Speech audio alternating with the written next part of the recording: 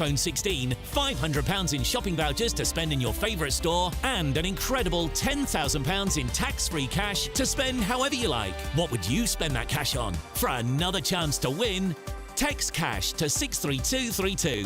One entry costs £2 plus one standard network rate message, or text bonus to 63232. 5 entries cost £5 plus one standard network rate message. Go to gbnews.com/win. Entries start from just £2. Call 0903 681 3232. Calls cost £2 plus your network access charge, or post your name and number to GB11 PO Box 8690 Derby DE1 9TT. UK only. Entrance must be 18 or over. Lines close at 6 p.m. on the 7th of March. Please check the closing time if listening or watching on demand. Good luck. Good Afternoon Britain isn't just about us. The wonderful thing about this programme is it's about everyone watching. It's an interactive programme. Well, there absolutely is something to see here, and we're going to be talking about it more. Whether it's breaking royal news, Will, please bring us up to date, or indeed a particularly punchy speech in the House of Commons. Very, very curious. We bring it to you live, and then we bring you live reaction as well. That's Good Afternoon Britain, weekdays from midday. Only on GB News, the People's Channel, Britain's news channel.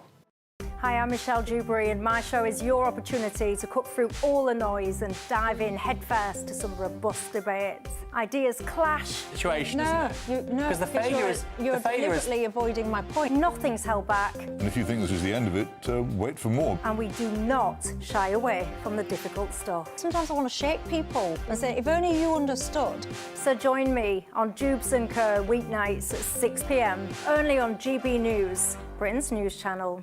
Join me, Camilla Tominey, for a frank and honest discussion with those in power that cuts through the spin and gets to the heart of the issues shaping our nation. You haven't confirmed that you want to stand as leader, but you haven't ruled it out either. This report basically says that he's not fit to stand trial. Is he indecisive? Incompetent? I deliver the dose of reality Westminster needs. That's the Camilla Tominey Show at 9:30 every Sunday on GB News, the People's Channel, Britain's news channel. It's Patrick Christys tonight, and here we do things differently. It's explaining the absolute madness of this, doesn't it? It's explosive. I mean, this is very good. It's lively. 850. Your government sat there, Sean, and it did nothing. It's controversial. And the Middle East has been in turmoil since before I was born. It's everything you need to kickstart your evening. Everyone's had their Weetabix tonight. I love to see it. That's Patrick Christys tonight, weeknights from 9 p.m. Only on GB News, the People's Channel, Britain's news channel.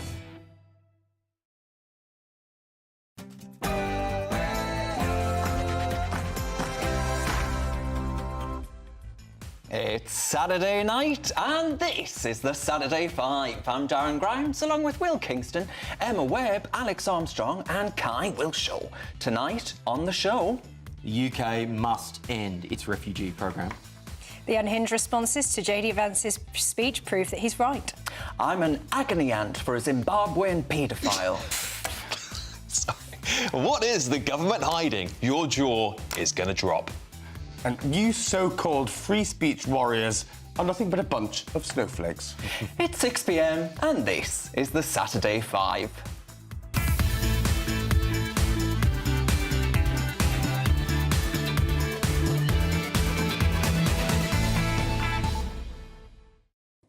A very good evening and a very warm welcome to the Saturday 5. I'm Darren Grimes and I'm thrilled to welcome back Kai Wilshaw, fresh from a carbon-spewing flight from the oil kingdom of Saudi Arabia. After a weekend in Kai's company, I have word that Prince Mohammed bin Salman took one look at the Soho Supremo and concluded, right, that's enough of that. He couldn't possibly allow alcohol at the Saudi World Cup after witnessing our very own gender-neutral, non-binary, pronounced panellist in action. It was a sobering experience for the de facto leader of the Arab world. So much so that, thanks to Kai, any proposed liberalisations are likely going to be reversed or indeed tightened. Oh dear, oh dear. The Crown Prince is, of course, notorious for neutralising threats to him and his regime. And, well, our very own Alex Armstrong isn't any different. Pope Patrick Christys was guilt-tripped into surrendering his own show last night so that our scheming schemer could seize the chair for himself. Go see Bridget Jones for Valentine's Day, said Alex, no doubt booking the Carver Christys their tickets himself before ditching his own partner in favour of his one true love. Telly airtime. Meanwhile, Dr. Renee has been so overwhelmed by wrestling an overexcited Willie and dodging Alex the Assassin Armstrong that she's fled abroad for some much-needed R&R. The glam GP keeps sending me snaps from her villa. It's a cruel taunt from Britain's most fabulous medic. But hey, she wouldn't be the first GP to work from abroad, would she? Standing in for her is a woman that makes the left tremble, Emma Trimble. And speaking of Will, my friends, our wandering Willie is on the hunt for love. He's scouring gbnews.com/Yosei as we speak, desperately hoping to find a Valentine's vixen to take down under. At this rate, his next Saturday 5 appearance will be via satellite from ITV's Love Island. But Willie isn't the only sticky wicket we're watching tonight. A brand new poll opens at 6 p.m. and closes at 8:30 p.m. with a special reveal at 8:45. Head to gbnews.com/poll to vote for your favourite of the 5. Because, unlike Labour's local elections, democracy, it exists here, my friends. And as ever, each of our punchy panellists will make their arguments and then it's game on. Expect things to escalate faster than Rachel Reeves' champagne expenses on the company card. I jest, of course. She denies all allegations. And we want to hear from you. Drop us a line at gbnews.com/Yosei. But for the love of God, please keep your Willie-related dating applications PG. And before we descend into total chaos or Interpol comes knocking for Kai, it's time for your Saturday night news with Sophia Wensler.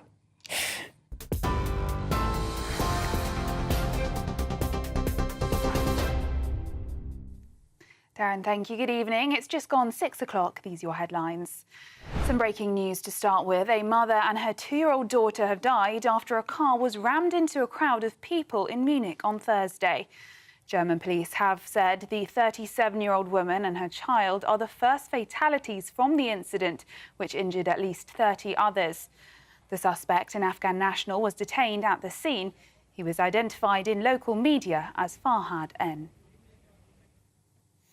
David Lammy has said the UK is committed to an irreversible pathway for Ukraine towards NATO membership.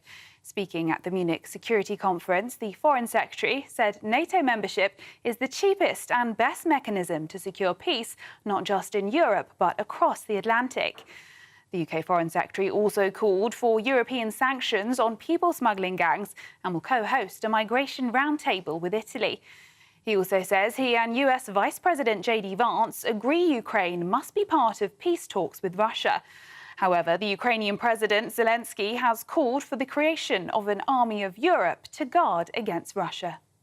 Thankful to the United States, big donations and big support during 3 years of the war, bipartisan support, and we are very thankful to EU. For us, it's a similar big strategic partner.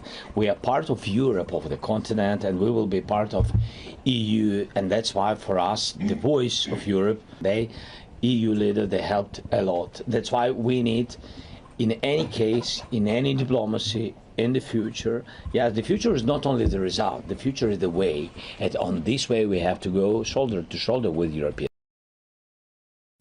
Meanwhile, back in the UK, thousands of people have marched to the US Embassy in London to protest against Donald Trump's plans for Gaza. The protest came after a proposal by the US President earlier this month for the United States to consider taking ownership of the Gaza Strip. Mr. Trump suggested the US could redevelop the war-torn territory into the Riviera of the Middle East. In other news, 240 migrants have crossed the Channel in small boats today. It comes as overnight one woman died when a boat capsized near the coast of France, while dozens of others were rescued. French Coast Guards have now confirmed they managed to rescue 69 people in the water near Calais, while one sadly died. And Elon Musk has fathered a secret 13th child with a 26-year-old MAGA influencer, according to reports. Ashley St. Clair made the unconfirmed claims in a Valentine's Day post on Musk's social media site X last night.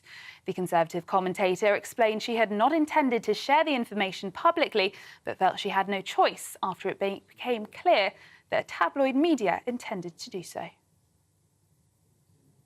Those are the latest GB News headlines. Now it's back to the Saturday 5. For the very latest GB News direct to your smartphone, sign up to News Alerts by scanning the QR code or go to gbnews.com/alerts.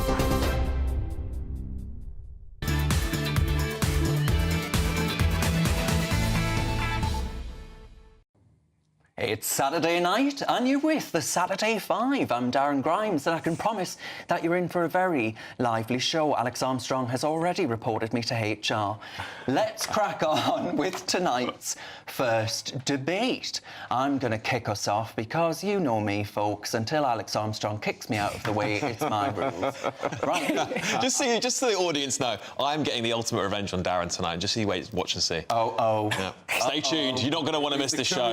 You're not going to want to miss this show. Right, moving on from his big gob.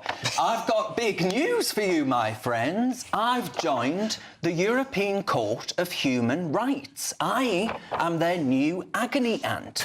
Because I say if you can't beat them, join them. And with the salary, the expenses and the bottomless Prosecco lunches, how could I possibly say no? So here's what's landed in my inbox this week. So I had this come in. Dear Darren, I'm an Albanian gangster, but my son won't eat chicken nuggets. Can I stay? And I say, of course. Britain can't risk nugget-related trauma. And another one. Dear Darren, I'm a Pakistani paedophile. They want to deport me, but my kids might miss me. What do I do? And I say, don't panic. Just say separating families is cruel. After all, it's only British children at risk. Dear Darren, I've failed asylum 7 times. Have you any tips? Yes, my friends, become a terrorist. It worked wonders for a Nigerian woman. She failed 7 times, she joined a jihadi group, and suddenly, bingo, right in. Dear Darren, I got married for a visa, but I wasn't actually there. Can I stay? Absolutely. Here, attendance is optional. You just say it was spiritually binding or that you were too busy protesting for Gaza and hey presto, passport in the post. Dear Darren, I'm a Zimbabwean paedophile, but deportation might be unpleasant for me. What should I do? Oh, heaven forbid, eh? Zimbabwe don't like those pedos, eh? Not so in little old Blighty? Come on in. Not a bother. Dear Darren, I used to be an ISIS, but my police mugshot is ugly. Can they redo it?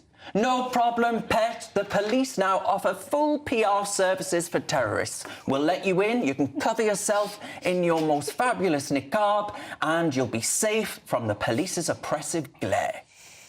And there you have it. That's my first week as an agony aunt for the ECHR. All of those, by the way, are real cases that have come out this week alone. You couldn't make it up, could you? But don't worry, Britain. If you work hard, if you pay your taxes, if you follow the law, no one will give a toss about you. Anyway, Kai, you must have been really supportive of all of my advice there. You must have thought, Darren, I could not have possibly said that any better myself. Look, Darren, we obviously both agree that these cases are indefensible, but they are extreme cases. Now, this is madness that the Tories legislated for, and then Reform and the Tories voted against the Borders and Security Bill. Brexit, prior to that, removed the returns agreement that we had and criminalised it, making smuggling easier. So actually, Labour's just now saying if you come through an unsafe route, you can't get citizenship, and the Reform and the Tories opposed that. Now, this is the real deterrent, and actually what is lacking from your monologue is an idea of the solutions. That was my second job. But what's your solution here? Because we are where we are. My solution is that we say, no, thank you, pedos be gone. But these are extreme cases, I'm sorry. Extreme cases? And actually, I've just listed the way 7 they've been of them in 1 characterised... week, 7 of them in 1 week. The way you're characterising them is in order to create panic and to over-exaggerate, actually, what is going on. So, Kai, let me ask you a very straight question, then, and that wasn't meant to be funny. the message, what would your message be to the families who live around the paedophile who was told that he could stay in Britain because he has to take care of his children? Not a safeguarding risk at all. What would your message be to the parents of children who have to live around this? But he should be in prison, and if he's served his time, he should be able to stay in. Then we have to have a way of people who commit crimes then being re-entered into society. No, surely. he should be deported. Surely. Why should he not be deported? Because if he has a legal right to stay in the UK, then he's our responsibility. And we have a pattern here of shirking responsibility for people who are legally allowed to stay. Are you shirking your... by the way, Emma, I called you Emma Webb. I'm so sorry. Emma Trimble. Emma Trimble. It's all right, I'm transitioning. Yes. How do you identify, The problem is the interpretation of the law, right? Yep. So this guy who was allowed to stay despite being convicted for paedophilia was allowed to stay on the basis of his right to a family life because he has 2 toddlers who he's not allowed to live with anyway, but even if he was, that's a ridiculous way of interpreting the right to a family life, never mind the danger that he poses to British children here. There was another case where there was a guy who had been convicted. We couldn't deport him. One of the ways that they got him to win his appeal was on the right to a family life, again, and his kids had been in prison for various crimes themselves. So what kind of family life are we talking about here? So actually, yes, to some degree, the law is the problem, but the problem is also the way that activist judges are interpreting that law, and it puts everyone at risk. And my view, personally, is that if somebody, say you mentioned, you know, somebody who might be discriminated against back in their own country because they've been convicted of paedophilia here, well, my view is, if you don't want to get deported, don't commit a crime. It's not our responsibility.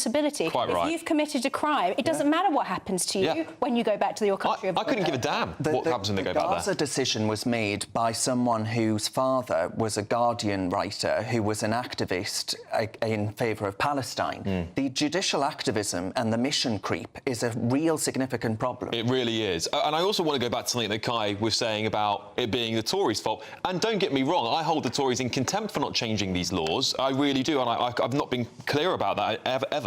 But actually, this goes back to Tony Blair. He adopted mass amounts of these ridiculous laws into the human rights laws that he created, which are also supported by the ECHR, and we can't get rid of them, and the Tories certainly couldn't get rid of them without Labour saying, you're all dictators, you want to overthrow the Human Rights Bill, which is, again, a very, very difficult thing for Tories to do without being slammed on the front page of being called dictators and fascists. Will, do you believe that we have a duty of care to foreign paedophiles? Like Kai does. I'm on national television at the moment, so yes, no, I don't believe that we have a duty of care to foreign paedophiles. But I think Emma hit the nail on the head that even if we do get out of the ECHR, which I think we should, the ideological capture of the bench means that even if we get out of that awful convention, they're going to interpret other laws in a way which will seriously damage this country. I think that's where we need to start. How do we address the ideological capture of the, you know, Islington class of judges that are now taking over this country? Yeah, he's not happy. Yeah. Well, they have, haven't they? Will's absolutely right. The judiciary run this country, so even if you vote for change, it doesn't matter because they're going to be an activist judge who's interpreting the law in a way that it suits them. He's right, isn't he? To impugn the judiciary in this country, as you all are, is just awful, and that undermines trust in the entire Well, you just got a list of things from Darren. You just got a list of things from Darren, Kai. You just got a list of things that... Let's actually blame politicians who, 14 years of Tory government failed to repeal the laws that Tony Blair enacted. If it was such an issue... I agree. I blame the Tories. I've got a lot of agree. You appointed the judges. Here's the thing. You can interpret a law in any way you see fit, and particularly with these types of human rights laws, they can be interpreted very broadly, and they can be interpreted from a left-wing agenda at the moment. It's the lawyers that are damaging the trust. All right, OK. Who's going to go next, then? Uh-oh. Oh, trembling for Trimble. Can't wait to see what Kai's going to think of this. Just yesterday, JD Vance gave what I thought was the most extraordinary speech that I have ever seen at the Munich Security Conference. But what has been so fascinating is the, frankly, unhinged response that has followed in the last less than 24 hours. So let's just take a quick look at this clip from Boris Pistorius, who is the German Defence Minister. This is why I cannot just ignore what we heard before. I cannot not comment on the speech we heard by the US Vice President. We fight for your right to be against us. That is the motto, one of the mottos of the Bundeswehr, and it stands for our democracy. This democracy that was just called into question by the US Vice President, and not just the German democracy, but Europe as a whole. He spoke of the annulment of democracy, and if I understood him correctly, he compares the condition of Europe with the condition that prevails in some authoritarian regimes. Ladies and gentlemen, this is not acceptable. I think the female voice added to the drama there, don't you think? So we've seen a number of responses very much like that one. We've seen, you know, the BBC with their headline that JD Vance attacks Europe over speech and migration. We've got Carl Bildt, who is the co-chair of the European Council on Foreign Relations, saying that this speech was at best totally irrelevant to European or global security concerns, and at worst it was blatant interference in the German election campaign. We've seen Guy Verhofstadt, famed for being one of the most well-known Eurocrat apparatchiks going, who tweeted that about JD Vance's speech. He said, is this the US speaking or Russia? We also saw Mike Martin, the Liberal Democrat MP, who retweeted Rupert Lowe's praise of Vance, saying, everything you need to know about the Reform Party contained in one tweet. They are pro-Russia. We've also seen the Lib Dem Foreign Affairs spokesperson coming out against this, saying that he's not going to take advice about political freedoms from an acolyte of President Trump. The Green Party describing the speech as bizarre and dangerous. And what's so fascinating about this is because what are they actually responding to? Well, JD Vance didn't focus on what they expected. He didn't focus on Ukraine. He didn't focus on Russia or China. He focused on the values that are at the core of defence, and he asked Europeans to think about what it is that they are defending. He actually spoke up for the values of democracy and accountability. He spoke against censorship, and he spoke against mass migration, and urged leaders of the European countries at that conference. He urged them to listen to their electorates and to not be afraid of their people. Now, I think that that was the most moving democratic speech, pro-democracy speech that I've ever heard. And the fact that they've got their knickers in so much of a twist over it shows us exactly why JD Vance is right. I thought it was the most important speech of my lifetime, to be honest. I think the West... Big call.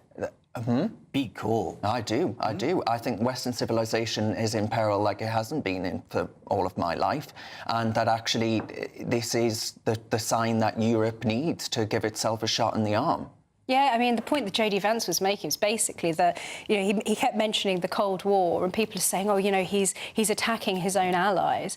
But actually, he's just saying, you know, that European countries are imitating those things that it fought to defend from its enemies in the past. And so surely the core of our defence strategy has got to be making sure that we are actually defending what he called our shared civilization. Just on those response tweets that obviously the left in Europe put out, Scholz openly backed Biden for re-election, and they claim it's democratic foreign interference. The Liberal Democrats, of course, were anti-Trump. The Labour Party, anti-Trump, sent people over to America to campaign for Biden. The hypocrisy and the two-tier outrage that the left deliver in Britain and across Europe is utterly astounding. They have no recollection of the things that they've done, and yet they sit there and say, you can't interfere in our democracy. How dare they? The threat to democracy, President, is is literally doing press conferences every day. Yes. Doge... Transparency. The Doge... Kai, you're a man who would be comfortable and confident in a Soviet Europe.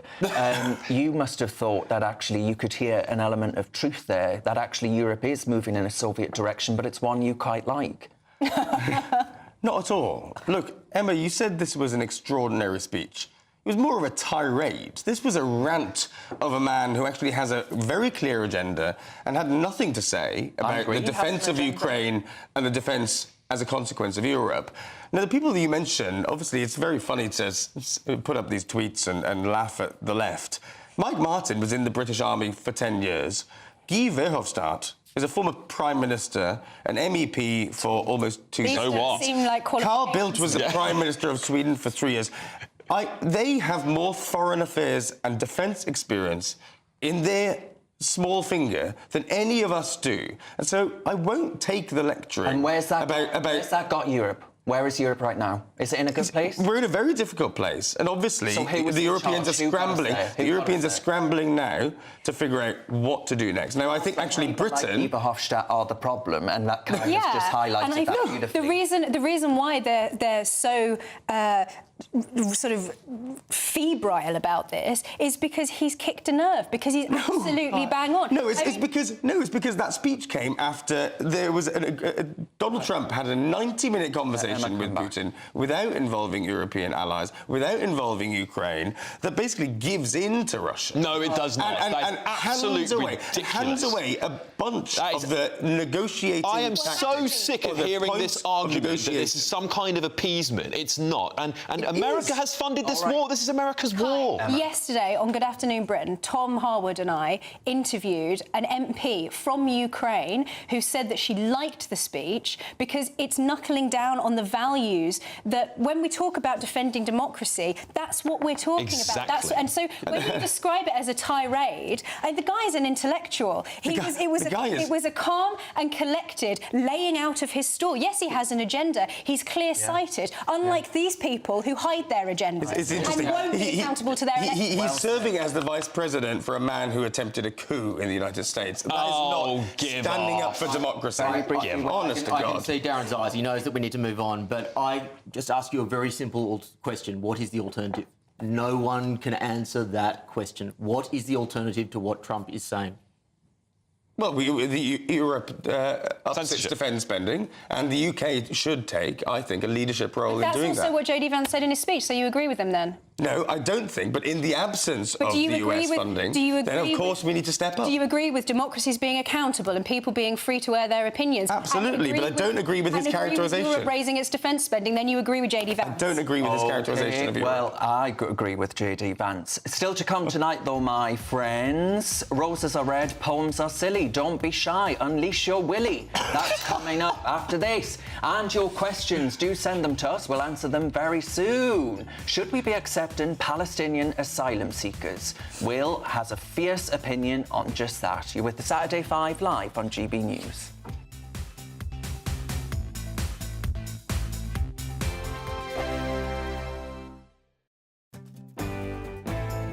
I'm Andrew Pearce. This is GB News, the People's Channel, Britain's news channel.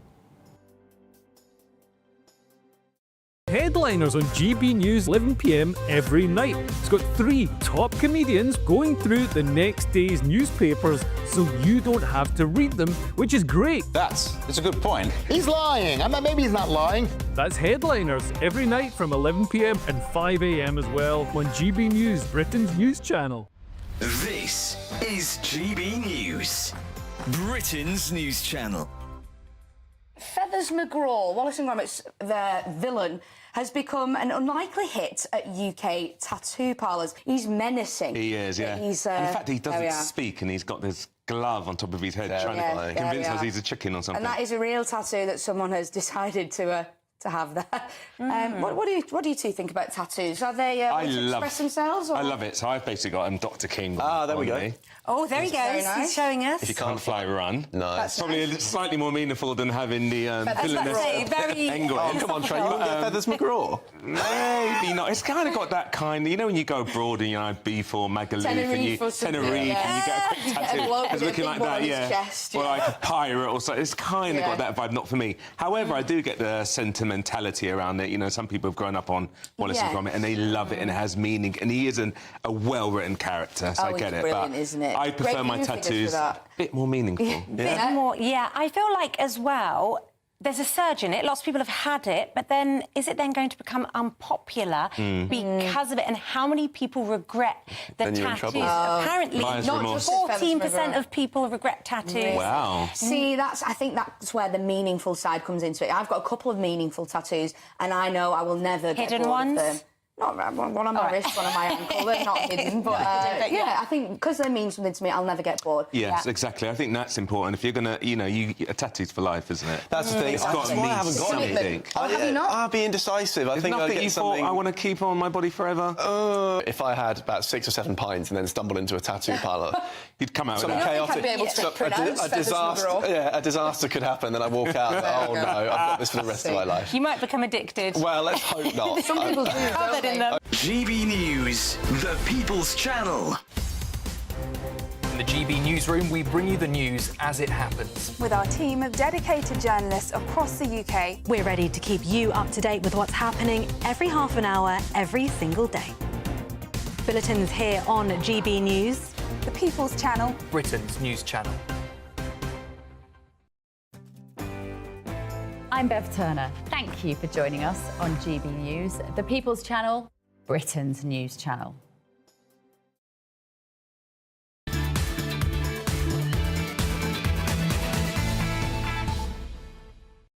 Welcome back to the Saturday Five. Thank you very much for all of your comments on gbnews.com/your say. Patricia says, Darren, you do make me laugh. I nearly spat out my wine listening to you. Patricia, my love, never ever waste wine.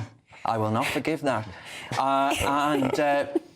Grumpy Grandad, a good hero, he says, Trump is definitely shaking things up. I'm loving every second of it. Yeah. Trembling like Trimble, that's what Grumpy Grandad's doing over J.D. Vance. That sounds quite rude, actually.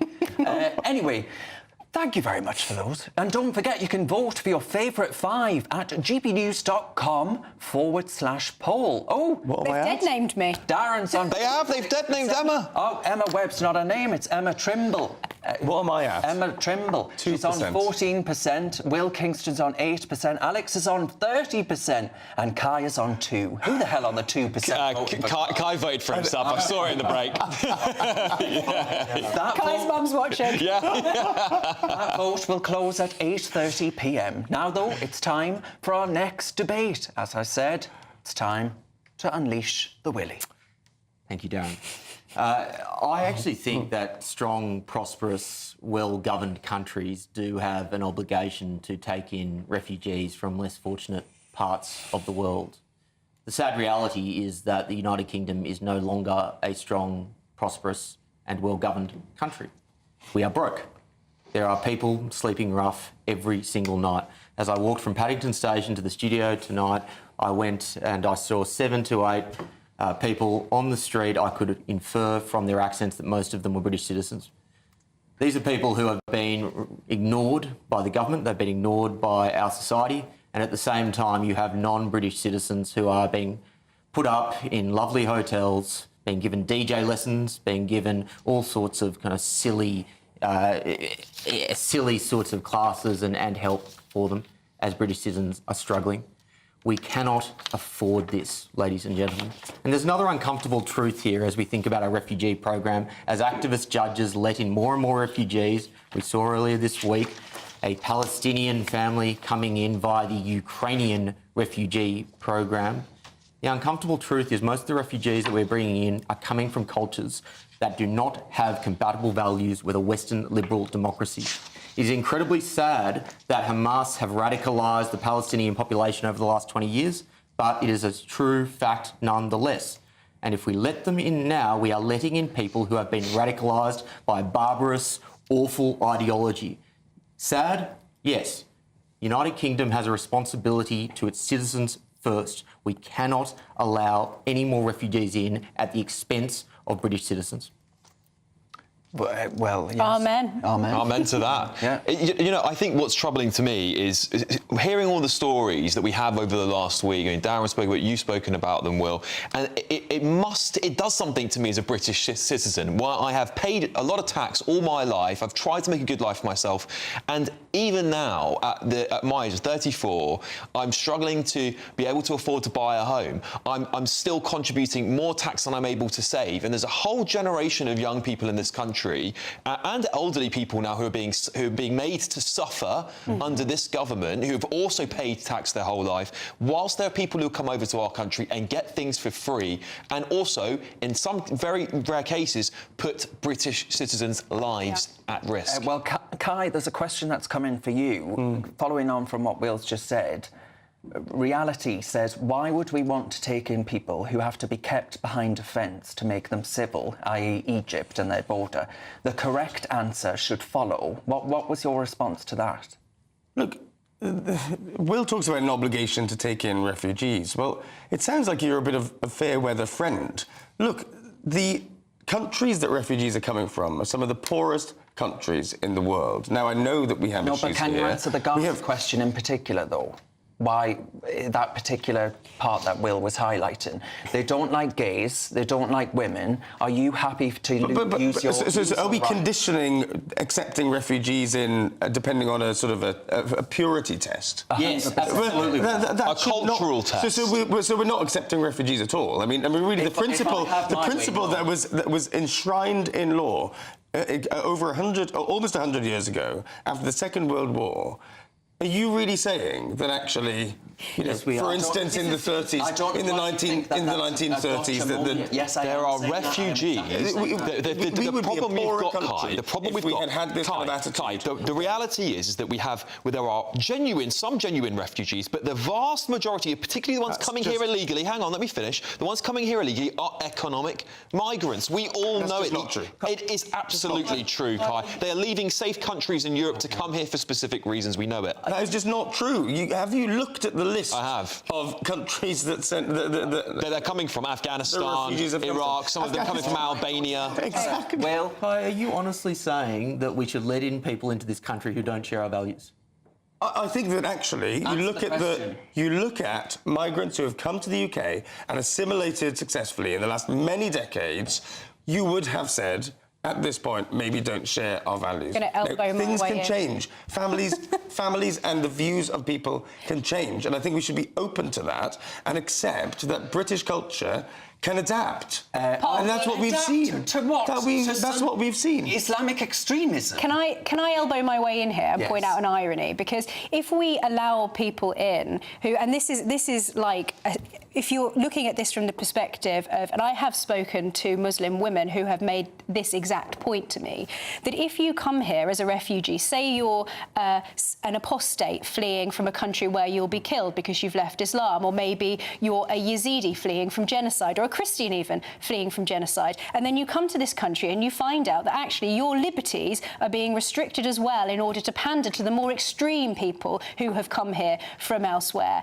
The fact is that on the broader scale of things, we just simply cannot take in every single person that is wanting in this world. It's not possible. We have people in this country who have paid into this system their entire lives, who have to sell their homes in order to pay for their care. We don't look after British citizens. It is wrong to be bringing in people who will actually persecute those minorities within minorities when they get to this country. Never mind the impact that has on services and on British people who are in need here. We're putting people up in five-star hotels when we have veterans who are living on our streets. It's wrong. So you can't make a moral argument for it. It's morally bankrupt. I'm sorry. Very brief response, Kai, to you being wrong. Look, homelessness is an issue. The cost of living is an issue. But to bring in refugees and try to blame them for the other issues that Britain has... No one's blaming them. We're blaming wrong. the system. No, but that's the logical conclusion of all your arguments.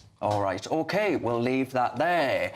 Next on the Saturday Five, Katie Amess, the daughter of the MP David Amess, who was brutally murdered by a horrible thug inspired by ISIS, says the report into his death is a government cover-up.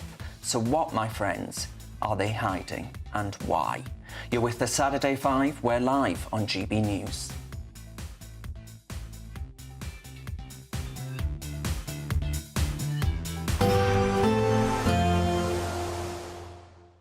Ready to soak up that holiday sunshine? Won't we need some cover? No worries. All sorted. All Clear Travel Insurance sponsors GB News Travel Destinations forecast. Heavy showers and thunderstorms affecting the Adriatic and Ionian Sea coastlines, and this could also bring a risk of snow to Croatia. This will be through Saturday and also into Sunday, where low pressure largely dominates. But as we head further west across the Mediterranean, it should be largely settled, bar a little bit of cloud and perhaps the risk of the odd shower across Portugal and northwestern Spain. But Madeira and Tenerife largely settled, and it remains largely settled into next week, with temperatures widely in the mid-teens. All Clear Travel Insurance sponsors GB News Travel Destinations forecast. Hello there, welcome to your latest GB News weather forecast from the Met Office. It's staying cold as we move through the rest of the weekend, some patchy rain in places, the risk of some snow as well, and lots of grey skies to come. High pressure keeping most weather fronts at bay as we move through the next few days. Fairly cloudy picture across the UK to end Saturday. Still some outbreaks of rain across the east, the risk of some snow for a time across parts of East Anglia as well. And very little change as we head overnight. Lots of cloud for many of us, some further rain and drizzle in places, temperatures dropping close to freezing. So there is the risk of some icy stretches first thing on Sunday morning. Grey skies for many of us, some glimmers of sunshine across the Highlands and the Western Isles as well as southwest England. So let's look at the details for Sunday morning. Showers across Orkney and Shetland as well as northern and eastern parts of mainland Scotland. The risk of some snow in there too. Sunshine across the west here and cloudy skies for Northern Ireland and northern parts of England as well. Fairly cloudy across the rest of England and Wales, some patchy rain in places, a few glimmers of sunshine towards the southwest. But those grey skies are likely to continue for most of us as we go through the day. A keen southeasterly wind making it feel chilly for many of us once more. A few glimmers of sunshine around the coast. Most places drier compared to Saturday, but the clouds thick enough for some spots of rain at times, particularly across Northern Ireland and eventually western Scotland. Temperatures 3 or 4 degrees in the east, up to 7 or 9 towards the west and southwest. Chilly start to Monday morning, some fog patches, some frost and ice in places too. As we go through the day, the cloud may break up a little more compared to the weekend to allow some brighter spells to develop, but rain soon moves in to Northern Ireland and snow across Scotland possible as we head through Monday and into Tuesday. Eventually, though, it will become milder. This is Britain's Newsroom, where your voice matters. It's just astonishing. With expert analysis and honest opinion, we don't just keep you informed. We bring you unique perspectives you won't see anywhere else. Can't argue with any of that. When the news happens, it happens here. On Britain's Newsroom, weekdays from 9:30 a.m. Only on GB News. In the GB Newsroom, we bring you the news as it happens. With our team of dedicated journalists across the UK, we're ready to keep you up to date with what's happening every half an hour, every single day. Bulletins here on GB News, the People's Channel, Britain's news channel. If you want your news to be straight talking... This is a nightmare for the Conservatives again. Down to earth. It's not just Nottingham where this is happening, is it? And most importantly, honest. Hard-working, middle-class taxpayers, they'll get their book thrown at them. Then catch me, Martin Daubney, Monday to Friday, 3 till 6 p.m. on GB News, Britain's news channel.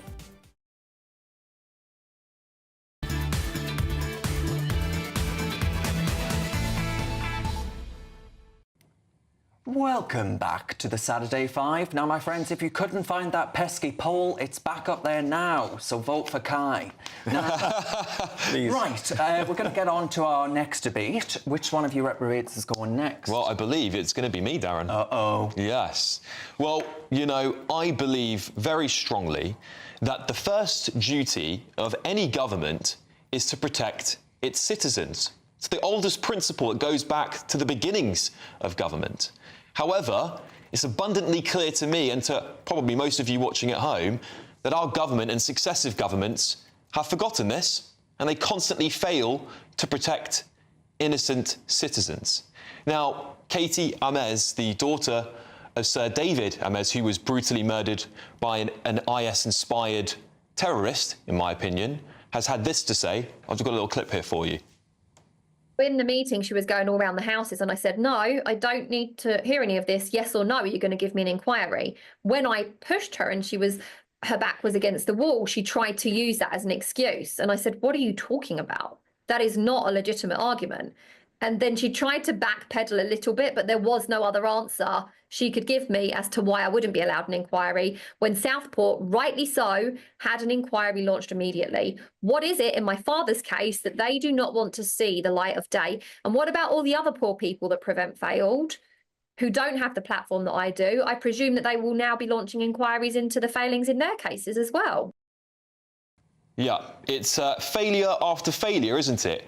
And it's a big question that I don't think we've asked before. Why did David Amess not have a public inquiry as to the security failings that led to a Member of Parliament, a democratically elected Member of Parliament's death by the hands of an extremist? Well, clearly, the programme designed to stop these radicals in our country has completely failed. It's botched. That's the Prevent programme. Time after time, it's failed people. Even, of course, in the case of Southport, it rejected and failed to act on that murderer there as well. The reality is, and it's seemingly clear to me, that you cannot de-radicalise these people. We need to be building prisons, maximum security prisons, and putting them in there. Or, in the cases where they are foreigners, deported immediately. And at the moment, we have multiple, and Patrick did a great job on this Thursday, by the way, we've got multiple hate preachers trying to get into our country, spreading more extremism. What are we doing about that? Not enough. These programmes are a flawed operation that the government has lost control of security in our state. And I say we either need to support or start locking people up and get rid of these ridiculous, ineffective programmes. All right, hold your thoughts, Emma. I'm really keen to know what you think. But we have got this clip to play of a government minister, Dan Jarvis, commenting on this very case. The reviewer found that from the material reviewed, the assessment in terms of the perpetrator's vulnerabilities was problematic, and this ultimately led to questionable decision-making and sub-optimal handling of the case during the time he was engaged with Prevent and Channel. The reviewer ultimately found that while Prevent policy and guidance at the time was mostly followed, the case was exited from Prevent too quickly. Can I just say, Katie Amess has been very clear about this. That review they did was worth the paper that I'm holding here. Right? There was no investigation. It's a paper review. It's as good as an exercise done by a single civil servant. That's her words. Emma, you've been soaked in extremism for years. By that, I don't mean you're an extremist. I mean that you've been following and chronicling all of these things. How long has the Prevent programme been ineffectual? It's difficult to say because with something that's preventative, you don't really know if it's succeeding. Then the cases don't. Do you accept it's necessary? I mean, yes, we need something. Absolutely, we do. But you just heard there the language that he was using. Vulnerabilities, problematic, suboptimal. Yeah. Mm-hmm. It's just this way of going about things that is so sort of inclined towards obfuscation. It's just designed to make things, not cut to the chase, cut to the point. And I think, Katie Amess is absolutely right. She is a complete legend for fighting this as she is. And she's been repeatedly fobbed off time and time again over it. But I think ultimately the problem is not Yes, we do. We do have to talk about the PREVENT programme. We have to address any issues with the PREVENT programme. But this is a much broader issue. To begin with, we need to not have uncontrolled borders that are porous and allow extremists in the first place. Well, I think this is pretty simple. You can't solve a problem if you're not willing to acknowledge the causes of the problem, and we're all terrified to talk about radical Islam. Yes, that's true. We're talking about knives and the points on knives. We're talking about social media. We're talking about all this silly, diversionary stuff. The problem is radical Islam, and no one has the guts to talk about it. That is exactly what William Shawcross said in his review of PREVENT, that they always seem to feel that they have to balance it by talking about the far right as well. They can't just talk about radical Islam, despite the fact that it's the biggest threat. Well, speaking of balance, I have a duty under the regulator Ofcom to bring in this person here. Look, obviously, this crime was despicable, and none of us disagree on that.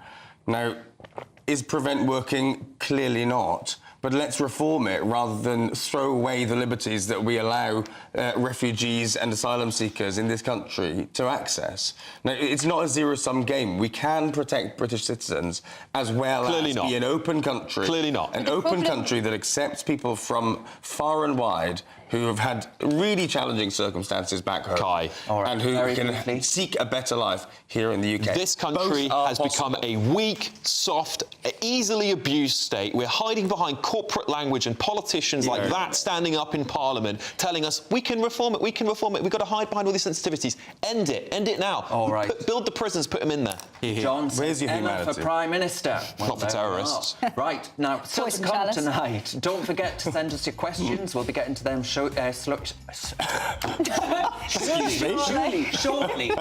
And the poll, don't forget the poll. Now, Rachel Reeves is under pressure over claims she misused company expenses. What's she hiding? Is it a bottle of champagne? Should we be worried? You're with the Saturday 5 live on GB News.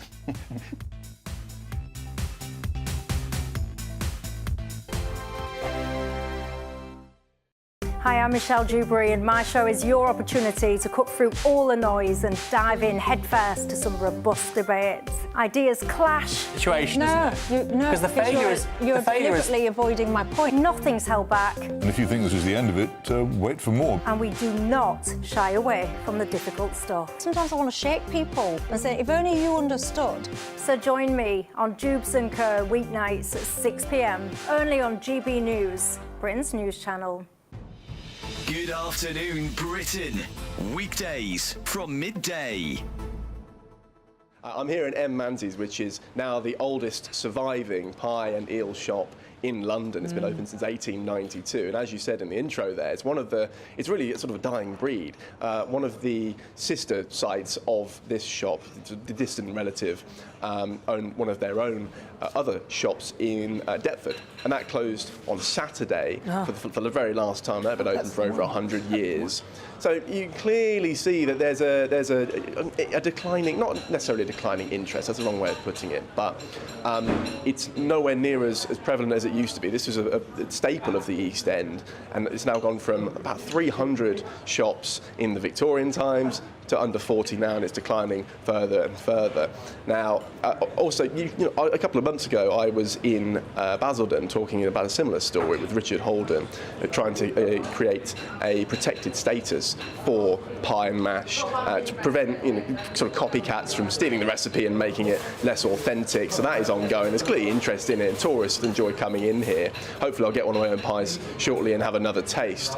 But it would be a shame to see this go. It's not just about the pie and the taste and the flavour, which is fantastic. It's also about history and community. A lot of people come in here as regulars, so we're just shining a light on a crucial part of London's historic economy. It's a bit of good fun, and it certainly tastes very good as well. Demographics have changed, yeah, and actually a lot of the ownership, the people who would run these shops traditionally over the last few decades are moving out towards the west, they're moving towards Kent, they're moving towards Sussex. So there are demographic changes, and no doubt that is influencing it as well. And as I say, it's important to do stories like this just to remind people of London's history and why it's important to support these local businesses. GB News, the People's Channel. Good Afternoon Britain isn't just about us. The wonderful thing about this programme is it's about everyone watching. It's an interactive programme. Well, there absolutely is something to see here, and we're going to be talking about it more. Whether it's breaking royal news, Will, please bring us up to date. or indeed a particularly punchy speech in the House of Commons, Very, very curious. we bring it to you live, and then we bring you live reaction as well. That's Good Afternoon Britain, weekdays from midday. Only on GB News, the People's Channel, Britain's news channel.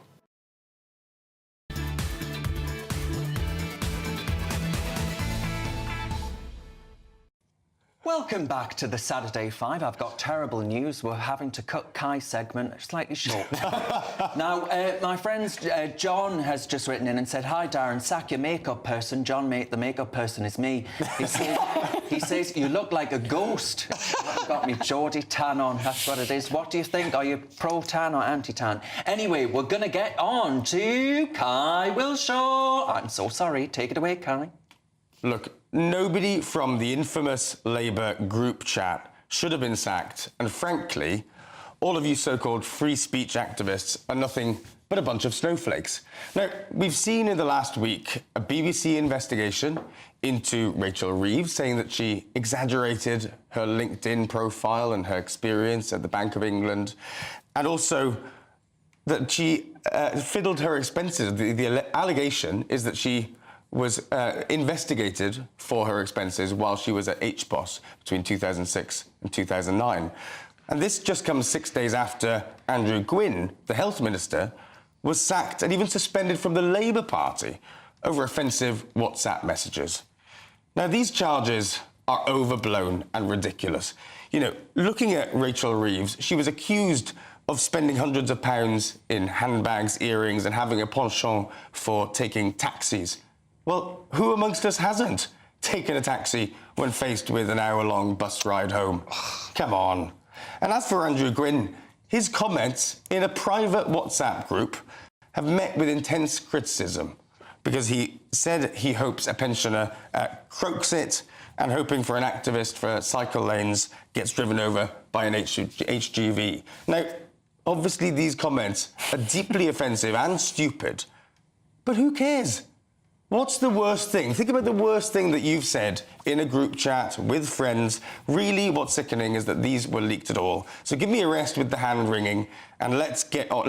Let politicians get on with the job and be judged on their record. Do you want to go or do you want me to go? Can I start? Do you mind? Do you mind if I start? Donald, go on. You sound absolutely ridiculous. If this was a Tory or a Reform Party member, I mean, do you remember all those things in the Channel 4 when they were investigating Reform activists? They've got to go, they're a racist party. This is the two-tier outrage again. This is the two-tier outrage. It's because it's Labour, no one should mind. You almost slipped into Trump there. I almost did. It doesn't sound ridiculous. You sound morally reprehensible, mate. Like, he has absolute contempt for the people he is meant to be representing. One message. The one thing as a leader you're meant to do is have some sort of empathy for the people that you are representing. He obviously demonstrated a contempt for those people. No. I don't believe you're defending. The thing is about this generation of politicians as well, by the way, is if we get into this slippery slope where we're sacking ministers and suspending MPs for something they said years ago on a WhatsApp group, we're going to get into a whole lot of trouble because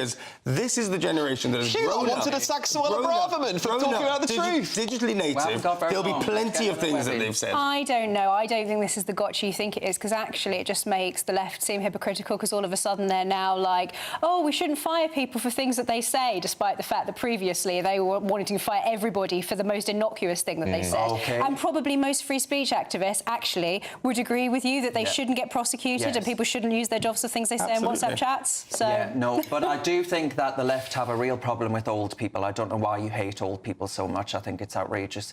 Right, anyway, loads more to come tonight, including the big interview with a campaigner that was name-checked personally by J.D. Vance. Stick around for that and get voting for me in that poll. See you after this.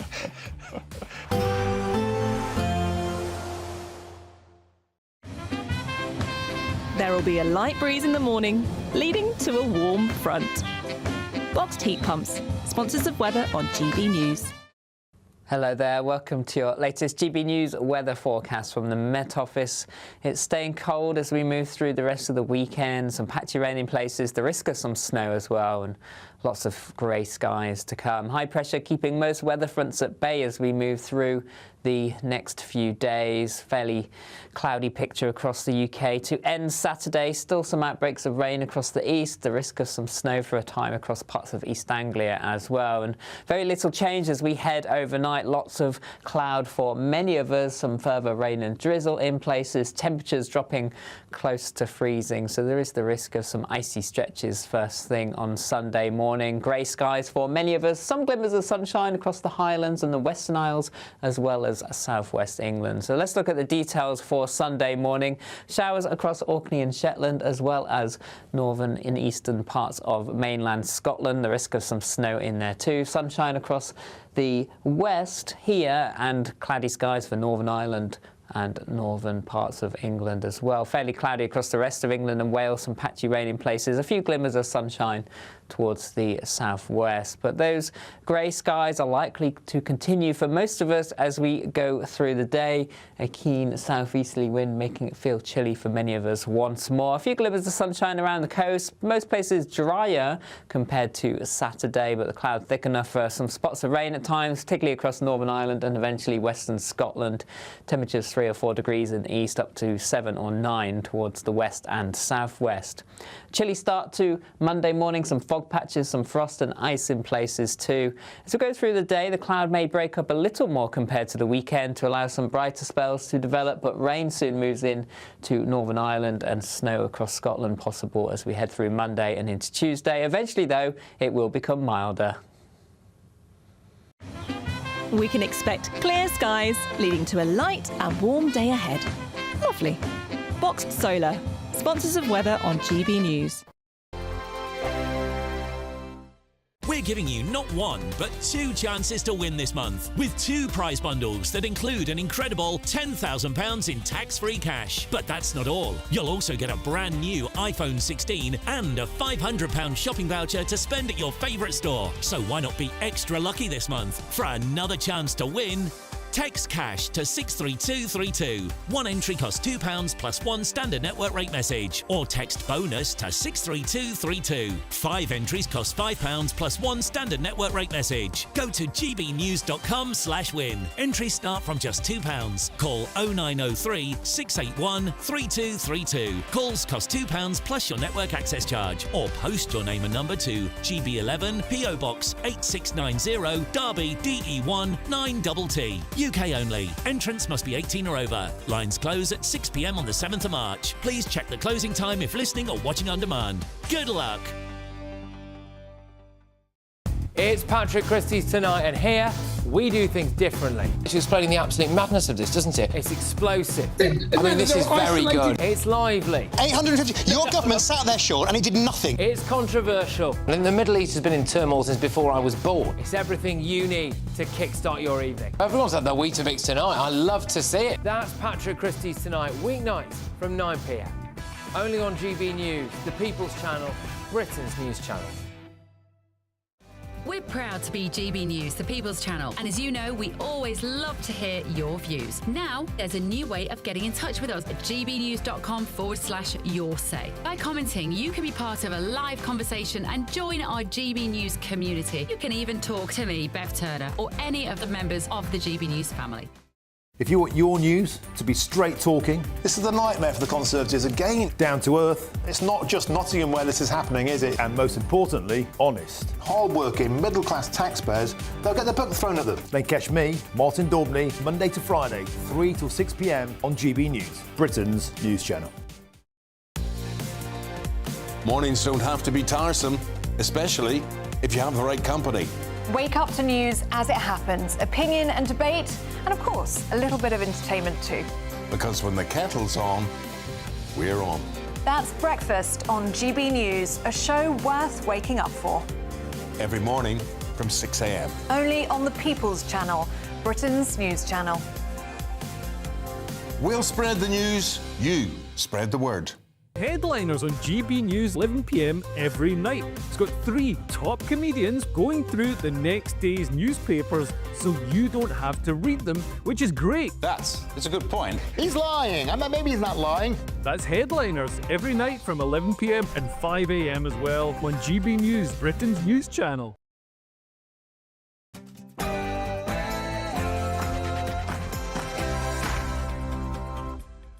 It's Saturday night, and this is the Saturday 5. I'm Darren Grimes, along with Emma Trimble. I got it right that time. Will Kingston, Alex Armstrong, and Kai Wilshaw. Plenty more coming up, including this week's Triggered Tantrums. There is a possibility of violence. Sometimes the devil will act so ugly that you have no other choice but to get violent. Yes, the Triggered Tantrums coming up very shortly indeed. It's 7 p.m. and this is the Saturday 5.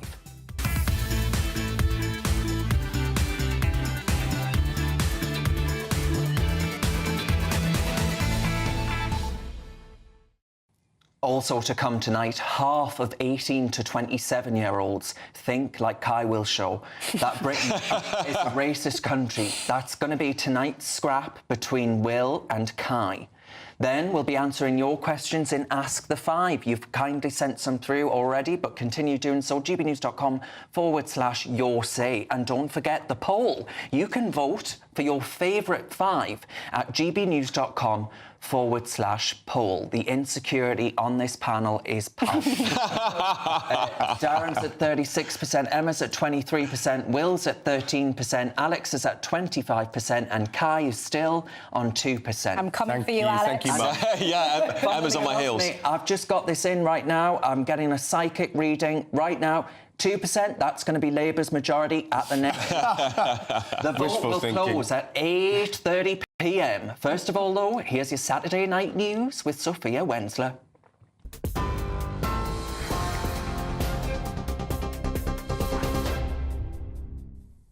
Darren, thank you. It's just gone 7 o'clock. These are your headlines. A mother and her 2-year-old daughter have died after a car was rammed into a crowd of people in Munich on Thursday. German police have said the 37-year-old woman and her child are the first fatalities from the incident, which injured at least 30 others. The suspect, an Afghan national, was detained at the scene. He was identified in local media as Farhad N. Some more breaking news. A suspect in the Valentine's Day shooting of a woman at a pub in Kent may have entered the water at Dartford Crossing, according to the Kent police. It's after a woman in her 40s died following the shooting at the Three Horseshoes pub around 7 o'clock last night.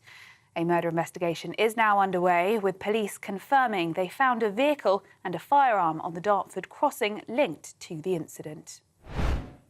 Now, some breaking news coming to us from Austria. A 23-year-old man has randomly stabbed 5 people in the south of the country, killing 1 person. The attack took place in the city of Villach. Police say a 14-year-old has been killed and 4 others have been injured. We will bring you more as we get it. Now, David Lammy has said the UK is committed to an irreversible pathway for Ukraine towards NATO membership. Speaking at the Munich Security Conference, the Foreign Secretary said NATO membership is the cheapest and best mechanism to secure peace, not just in Europe, but across the Atlantic. The UK Foreign Secretary also called for European sanctions on people smuggling gangs and will co-host a migration roundtable with Italy. He also said he and US Vice President J.D. Vance agree Ukraine must be part of any peace talks with Russia. But the Ukrainian president has called for a creation of an army of Europe to guard against Russia. Thankful to the United States, big donations and big support during 3 years of the war, bipartisan support. And we are very thankful to EU. For us, it's a similar big strategic partner. We are part of Europe, of the continent, and we will be part of EU. And that's why for us, the voice of Europe, EU leaders, they helped a lot. That's why we need, in any case, in any diplomacy, in the future, yes, the future is not only the result, the future is the way. And on this way, we have to go shoulder to shoulder with Europeans.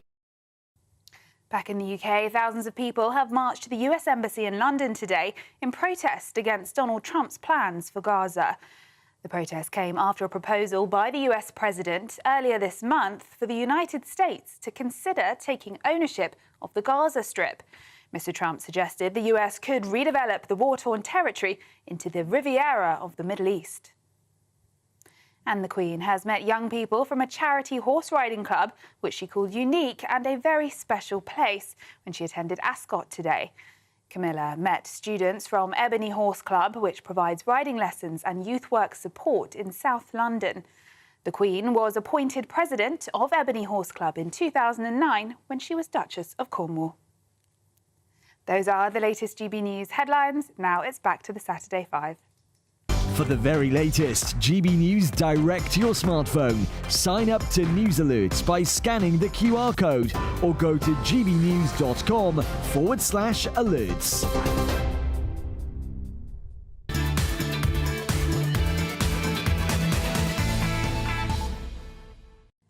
It's Saturday night and you're with the Saturday 5. I'm Darren Grimes and I can promise that you're in for another very lively hour.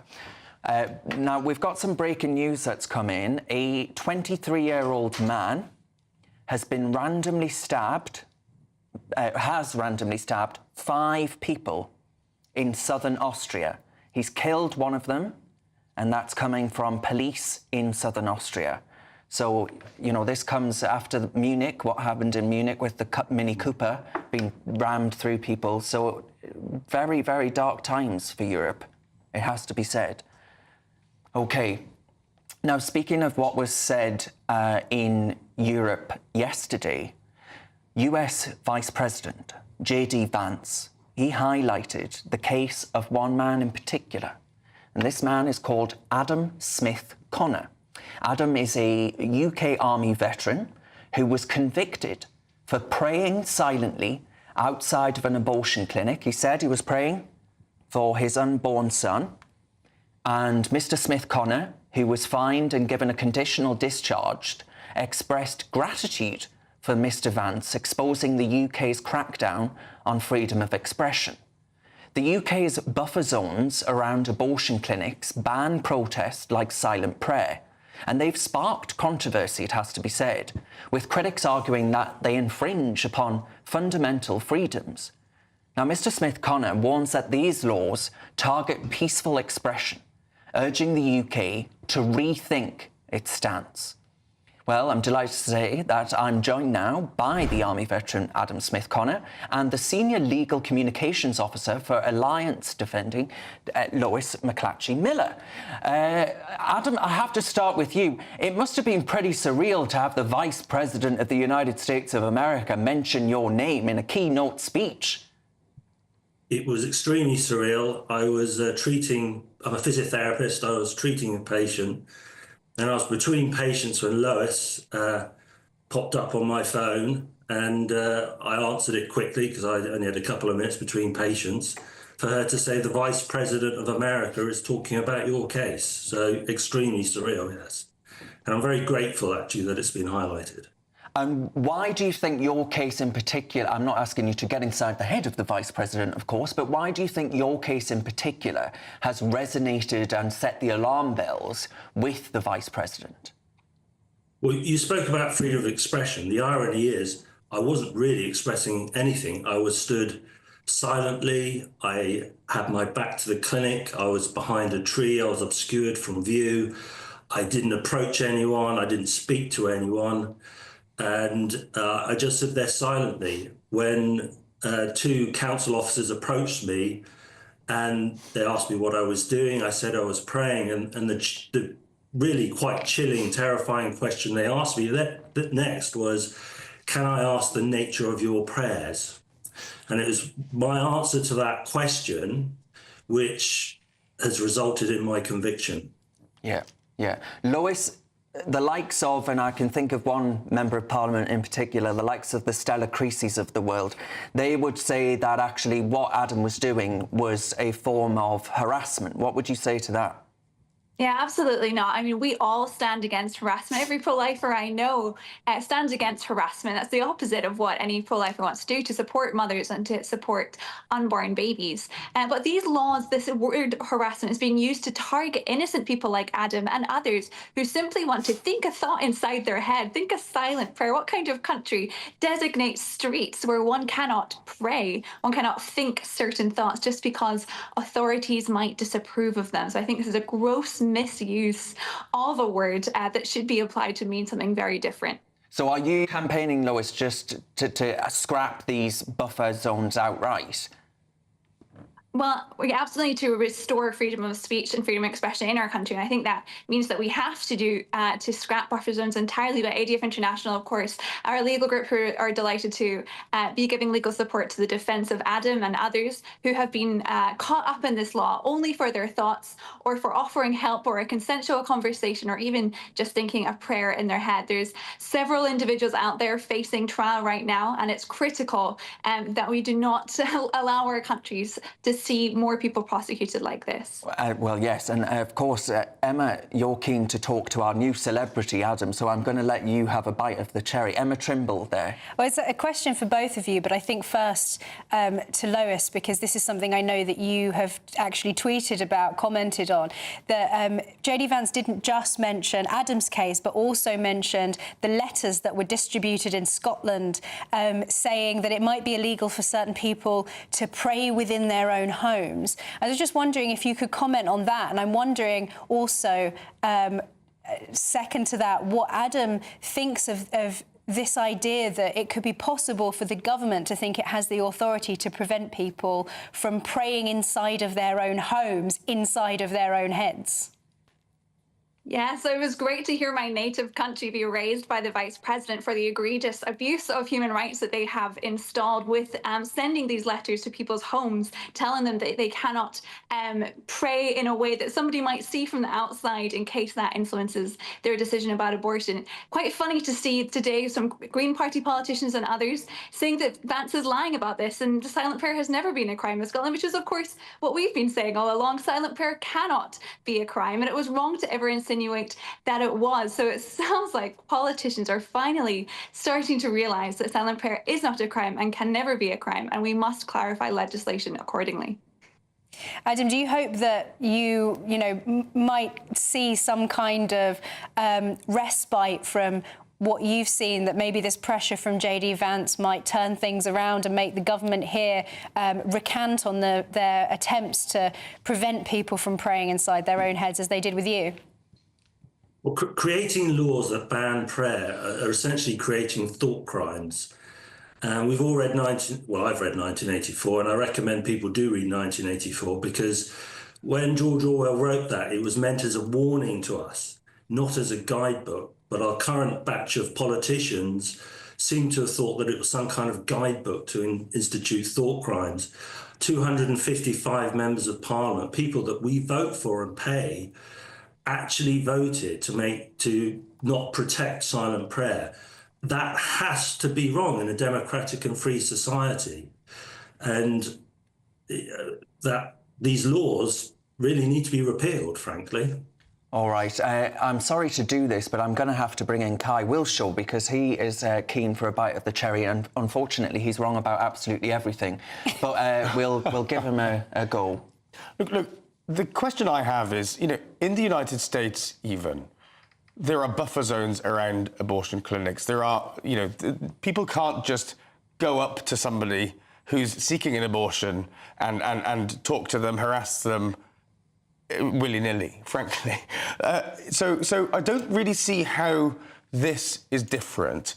And we know that people who go through abortions do sometimes, if they're from a religious background, find silently praying around abortion clinics quite disturbing. And so my question to you both is, the UK is a liberal place. Why do we need to be backsliding and treating people who have abortions like second-class citizens? Adam first. Well, I didn't approach anyone. I didn't speak to anyone. I had my back to the clinic and I was there for 3 minutes. So in principle, I don't object to zones that prevent women from being harassed. I think harassing women is evil, it is wrong, and it should never happen. These zones go way, way beyond that. I sit before you, a convicted criminal, for praying silently in my own head. And if I'd said I was praying for my friend, Rick, who died in Afghanistan, I would never have been convicted. But because I said I was praying for my son, Jacob, who died in an abortion, I now stand before you I sit before you a convicted criminal. That is wrong. That should never happen in a free and democratic society. And also, I also have been through the abortion process. I lost a son to abortion. I've even worked in the abortion industry briefly as part of my military training. I don't want to stigmatize anybody that's going for an abortion. I think it's a horrific procedure. Women going for abortions need love, they need help. Some women feel coerced. We know from a BBC survey that 10% of women going for abortions feel they were coerced into that procedure. Clearly, the abortion industry aren't doing enough to help those women. Okay. Yeah. Lois, brief word from you there. Yeah, of course. I mean, we all stand against harassment, of course, and thankfully in this country, harassment is already illegal and already prosecutable by many other laws. This is not about harassment at all. This is about the right to simply have a conversation, a consensual conversation, or the right, as Adam did, to do nothing more than think in your head. And if we cannot have that freedom in this country, we cannot have any freedom in this country. All right. Alex, you wanted a brief... Yeah. I mean, look, it seems to me, we're looking at the response to the Vice President's comments yesterday, that a lot of what he said has fallen on deaf ears. I mean, first, perhaps to Adam, do you feel there's any hope politically, particularly here in the UK, that things are going to change in the next few years? And then over to Lois, who I know has worked for a very, very long time on this case. Well, things have to change. You know, I love my country. I'm a veteran. I've served for 20 years. And one of the things of serving your nation is you want to know that the values that your nation represents are values worth defending. And we pride ourselves, or we certainly used to pride ourselves, on the value of freedom. You know, we can't ask soldiers to go and put their lives at risk defending freedom in foreign nations whilst arresting people, convicting people for doing nothing more than praying their own heads. It's wrong, it's evil, it has to end. Yeah, I can see some hope coming through. I think when we started this conversation years back, when this law was starting to go through Parliament and other individuals were facing arrest for the first time, it was very clear that kind of all politicians involved thought that silent prayer should be a crime. But now in the last few months, we have CPS guidance emerge with a new law that says that silent prayer is not necessarily a crime, not quite strong enough for the average British citizen, but getting there somewhere. And I think, as you know, this case has drawn attention across the world. You know, the Vice President of the United States and other global leaders have commented in shock at what we're doing. And I think this really exposed that this is the worst case of censorship in Europe. It really is. If someone cannot think in their head, then we really have no leg to stand on. When we look over to the Middle East and to Africa, when we look at their blasphemy laws that restrict human rights, we have no moral leg to stand on right now. So I think this could be a pivotal moment for change. And I hope that that momentum builds and that politicians are listening. All right, Lois, thank you very much for that. That was Lois McCatchy-Miller there, and before her, Adam Smith-Connor, who had a shout-out from the Vice President, no less. Thank you very much to the two of you. Now, my friends, still to come tonight in Triggered Tantrums, we'll show you our favourite meltdowns of the week, including... Which side are you on? Which side are you on? But the Saturday Scrap. Is this great country racist? Gen Z thinks so, and someone else on the panel. I think you can guess. Right. See you after this.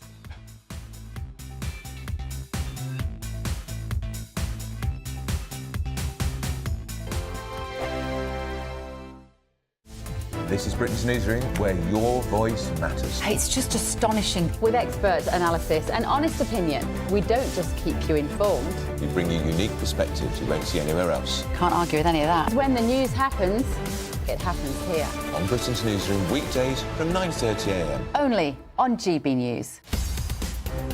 In the GB Newsroom, we bring you the news as it happens. With our team of dedicated journalists across the UK. We're ready to keep you up to date with what's happening every half an hour, every single day. Bulletins here on GB News. The People's Channel. Britain's news channel.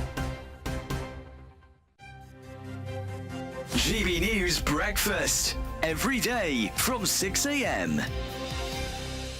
TikTok chefs, Instagram chefs, that they put children off or young people off of cooking because it's so expertly done they can't do it. No, my young lad, he's 17, he is amazing in the kitchen.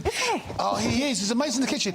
And he gets it all off TikTok. He comes down, he can put burgers, wraps, stews, curries, sauces, and the smells in the kitchen. I said, where'd you get these? Oh, just TikTok, I'm trying it out. And it's just amazing the things that he can conjure up. So for some people, it might be...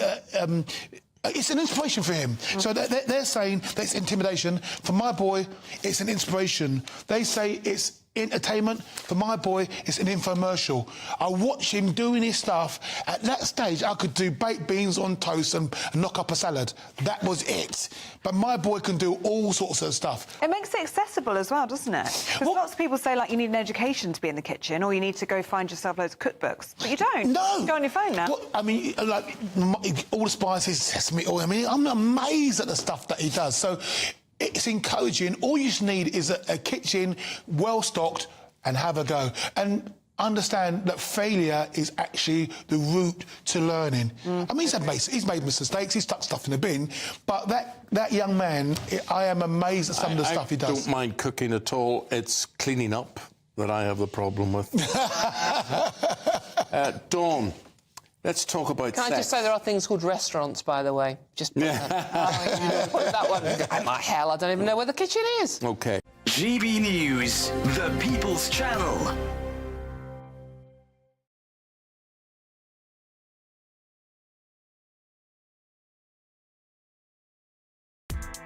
Join me, Nana Akua, for an informative, interactive news programme with a difference.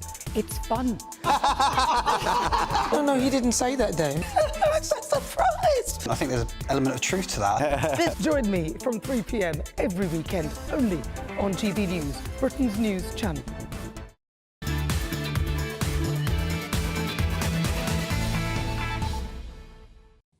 Welcome back to the Saturday Five. Peter Lunn doesn't like a pun because Peter's written in and said, why, oh why must you have so much childish innuendo on the Saturday Five? That's me told. That's me told. Tut, tut, tut. You should hear Alex's smut, Peter. It'll make you blush. I only do it during the breaks, though, don't I? Yeah. He actually did last week. He was appalling. Or was it the week before? Yeah. I got told off for that. Yeah. Poor Peter was beside himself. Right. And don't forget, you can vote for your favourite at gbnews.com/poll. I assume Peter won't be voting for Darren. Darren's on 38, Emma's on 23, Will's on 14, Alex on 24, and Kai still on 2. Oh, dear. The vote will close at 8:30 p.m. Now, though, it's time for this.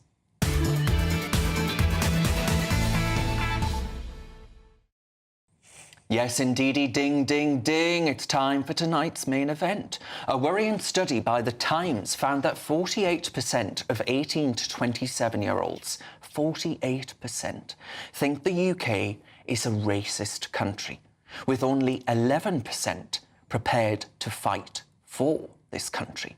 And it won't surprise you to know that less than half of Gen Z were proud to be British. Well, seconds out, it's round one. Will and Kai are in the ring. There they are, ding, ding, ding. Which one of you is going to start us off? I'll take this first. The first punch is going to be thrown by Kai. Take it away. Thank you. Well, look, almost half of Gen Z believe that Britain is racist. And, as you say, a similar proportion aren't proud to be British. Now, this actually sits in contrast with the same poll done for The Times 20 years ago, where 80% of young people said they were proud to be British. Now, The Spectator this week has claimed that Britain has become a neurotically and unduly obsessed with racism country. Now, I think this is overblown, right? It's not a bad thing that there's a new awareness about Britain's past, the good, the bad, and yes, the ugly. If it leads us to being more open, rejecting the bigotry of the right wing, then that could only be a good thing. But also, we need to give young people something to be proud of. And in the last few years, all we've seen is young people's rights and economic freedom being undermined again and again by successive Conservative governments.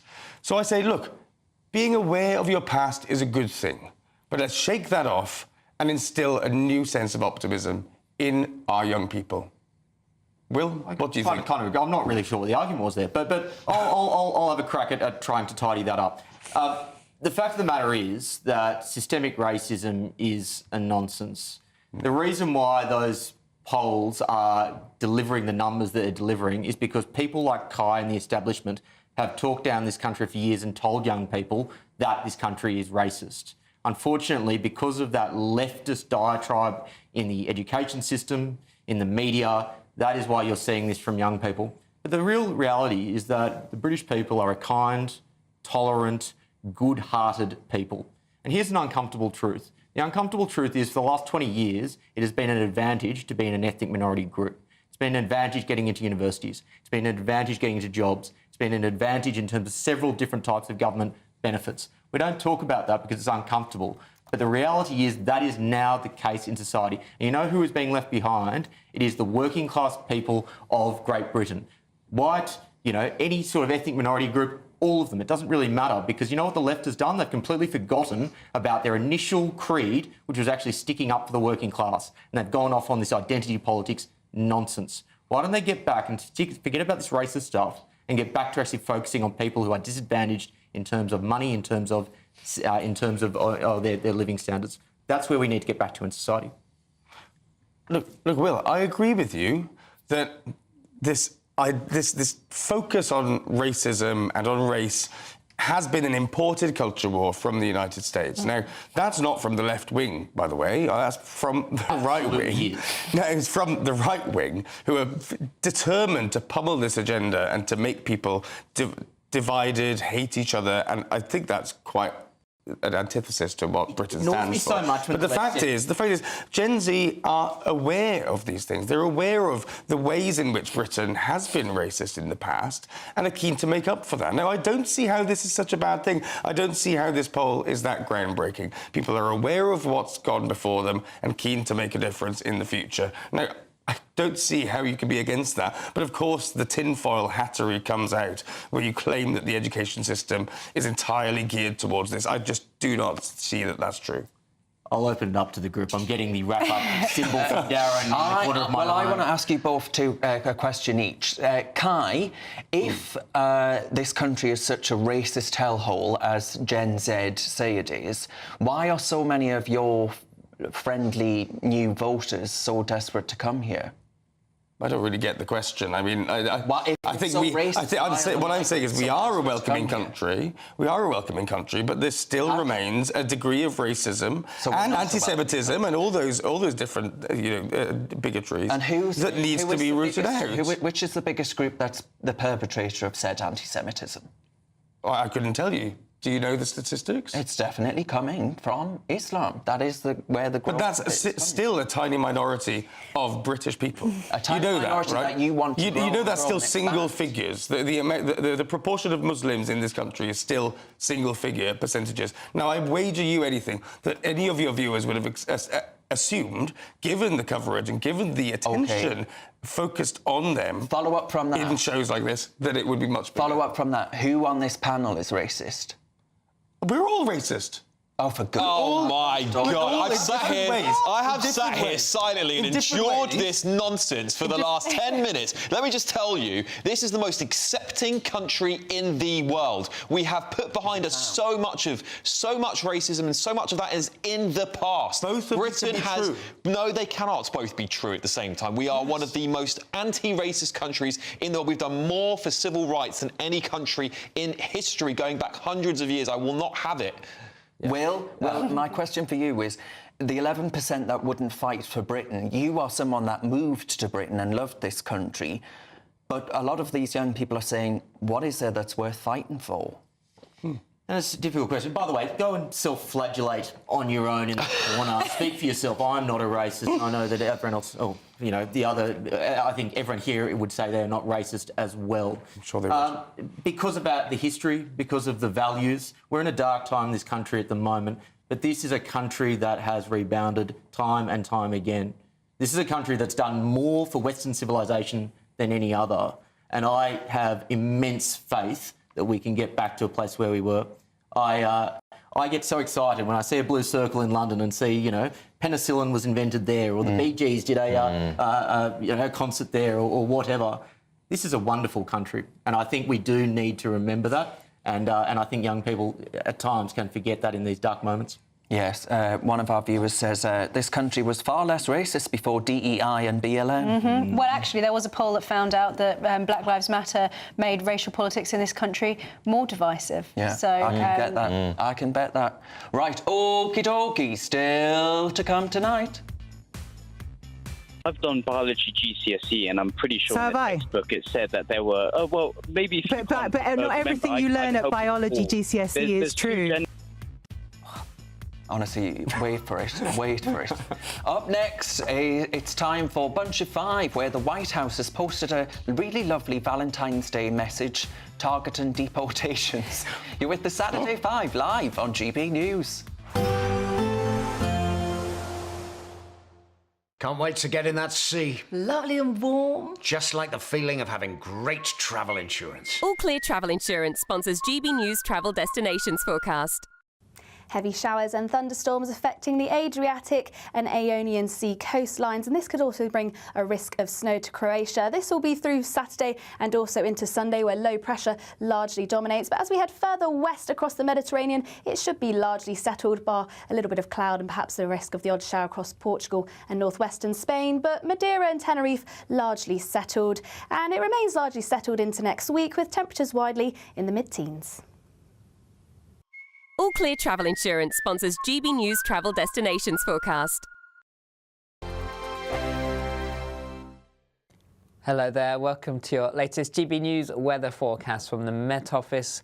It's staying cold as we move through the rest of the weekend, some patchy rain in places, the risk of some snow as well, and lots of grey skies to come. High pressure keeping most weather fronts at bay as we move through the next few days. Fairly cloudy picture across the UK to end Saturday. Still some outbreaks of rain across the east, the risk of some snow for a time across parts of East Anglia as well. And very little change as we head overnight. Lots of cloud for many of us, some further rain and drizzle in places, temperatures dropping close to freezing. So there is the risk of some icy stretches first thing on Sunday morning. Grey skies for many of us, some glimmers of sunshine across the Highlands and the Western Isles as well as southwest England. So let's look at the details for Sunday morning.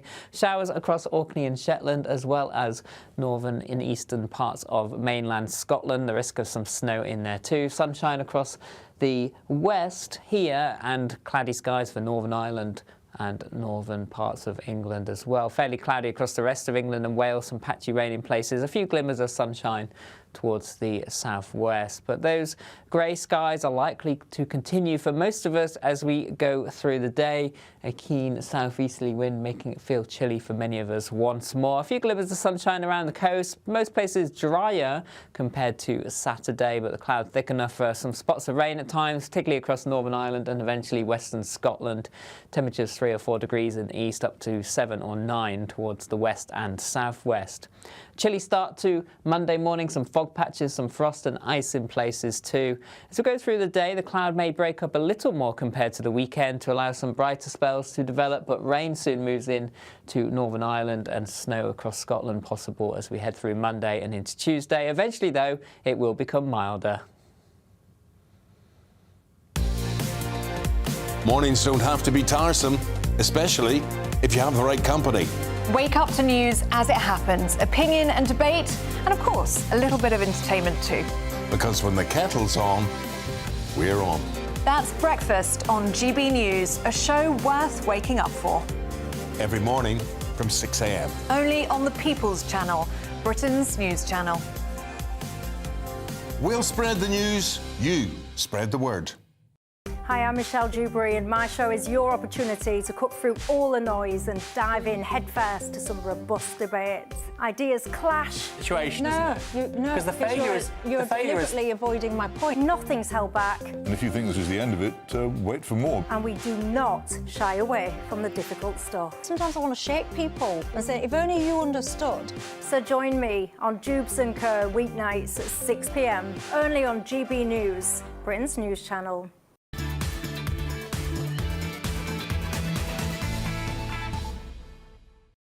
Welcome back to the Saturday Five. Thank you very much for getting in touch at gbnews.com/your say. Pep has written in, and Pep had said earlier that Pep was going to vote for Kai, feeling sorry for him. But after hearing the Saturday Scrap, Pep says, I did post I felt sorry for Kai in the vote, but after just listening to him saying we were all racist, sorry, he deserves 0 votes. I'm glad now I did not vote for him. And Lucia says, Cassie has made crossed a red line calling everyone racist. Simply untrue and offensive, Cassie. I'm sorry. I know Lucia means Kai. Right, well, thank you very much for those. And Grumpy Grandad says, I bet Kai wishes he'd stayed in Saudi Arabia. Now, Very progressive there, I hear. don't forget, it is now. Don't forget to vote for your favourite 5 at gbnews.com/poll. Now, I happened to see that Renee was on there last time we showed this poll. Was she? She did that herself. She hacked the system. She was voted off of this panel. She did. Someone called Darren is in the lead. I've never heard of him. But that vote will close at 8. What did you just call it? It's rigged. Oh, I thought you said something else. More election interference. Alex has an army of bots voting for him. I beg you. I'm third place now. Emma's beating told me in the break. Emma's beating me now, so there you go. Because I've bought more bots. Is it the Trump said the biggest rigged election? It's the biggest rig I've ever seen, OK? This is unfair. I should be winning. That vote closes at 8:30. Now, though, it's time for this.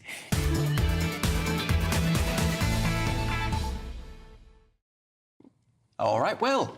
Thank you, Darren. We've all seen what's going on in the US at the moment with Doge and Elon Musk taking a chainsaw to the size of government. And government's been getting bigger in the UK, in the US, across the Western world for 70 years now. It really is extraordinary what he's doing. And it's, I think, really comforting to see that we're now seeing a UK equivalent forming. The Spectator's doing some work around identifying government inefficiency. Charlotte Gill's doing really good stuff on Twitter identifying woke nonsense in the UK. Could we have a Doge in the UK? Charlotte Gill's already identified a few really interesting ones. There is £245,000 of your money going towards buzzers for bedwetters, incontinence and urinary body in Britain, 1870 to 1970.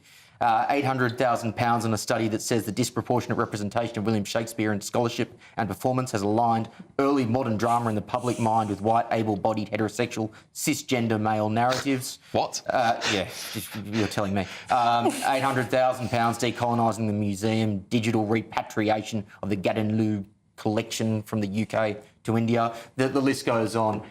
There is so much of your money that is being wasted. We need our own Doge. Do you agree, team? Yes. 100%. Oh, yes. I couldn't. With gusto, with bells on. I mean, I thought you might say. No. Bells aren't efficient. No. Not taxpayer-funded bells. Too expensive. No bells and whistles.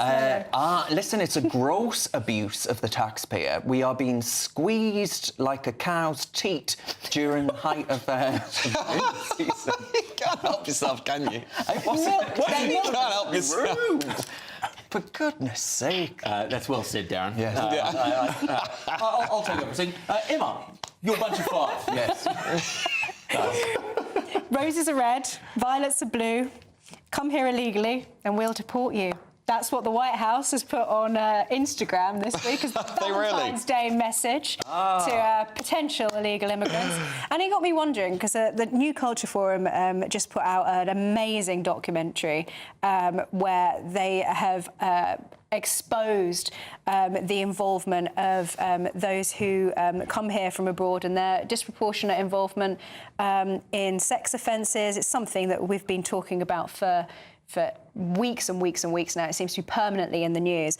And even though normally I don't support or I'm not in favour of these kind of memes being tweeted out by government departments or even in the case of the White House, I do think that this sort of, I'm just trying to put it, ballsy, am I allowed to say that? Ballsy attitude is refreshing. I feel like it's a bit of a breath of fresh air. A bit tongue-in-cheek, but also very straightforward, very Trumpian. I mean, both of you there have both commented on the very positive moves that the Trump administration are doing. That's quite interesting, isn't it?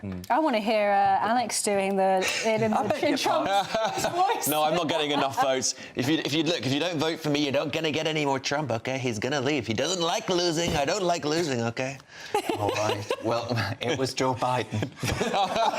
I'm winning now, apparently. Right, now, JP Morgan, the head of JP Morgan, has actually said that working from home and the Zoomers, well, he's had it with them, and he used a bit more colourful language than that. Have a listen. A lot of you were on the Zoom, and you were doing the following, okay? You know, looking at your mail, sending texts to each other about what an the person is. Okay, not paying attention, not reading your stuff, you know, and if you don't think that slows down efficiency, creativity, creates rudeness, and stuff, it does. Absolutely. If the Zoomers want to get ahead in the workplace, then being in the workplace is the best way to do that. And I think the head of JP Morgan would know that better than anybody else with such a massive corporation that deals with in money, more money than any of us will ever know. So I thought it was an important intervention. I say that as someone who works from home myself. I don't have an office to go to. They won't let me in this one. So I thought, yeah, good for him. Yeah, absolutely. I mean, I think, look, the reality is that productivity is down in the West generally since COVID, and particularly when you work for places like the civil service, where you're meant to be running the country effectively, and you're not at work. In your jammies. You're at your jammies until 8:55. Interestingly, I think Dr. Renee, she might kill me for saying this, met two of her last husbands through work. Yeah, a lot of people do that. No, that's been killed. That's true. No. Yeah. All right, Alex, what have you got? Oh, yes. Well, if we weren't talking about the botched system of our policing and judiciary already, well, we had Farshita Jami. She's the mother of four. This is a... Let me... Farshita Jami. I thought you said something else. Yes, OK. Well, we'll excuse Darren for that. But she's a mother of four. She had her mugshot taken because she had been arrested by the police for espousing radical views and planning to go to Afghanistan and join ISIS. Now, her barrister complained and said that she'd been distressed by this photo of her face, and they replaced it. I don't know, hopefully we got the next one. They replaced it with this.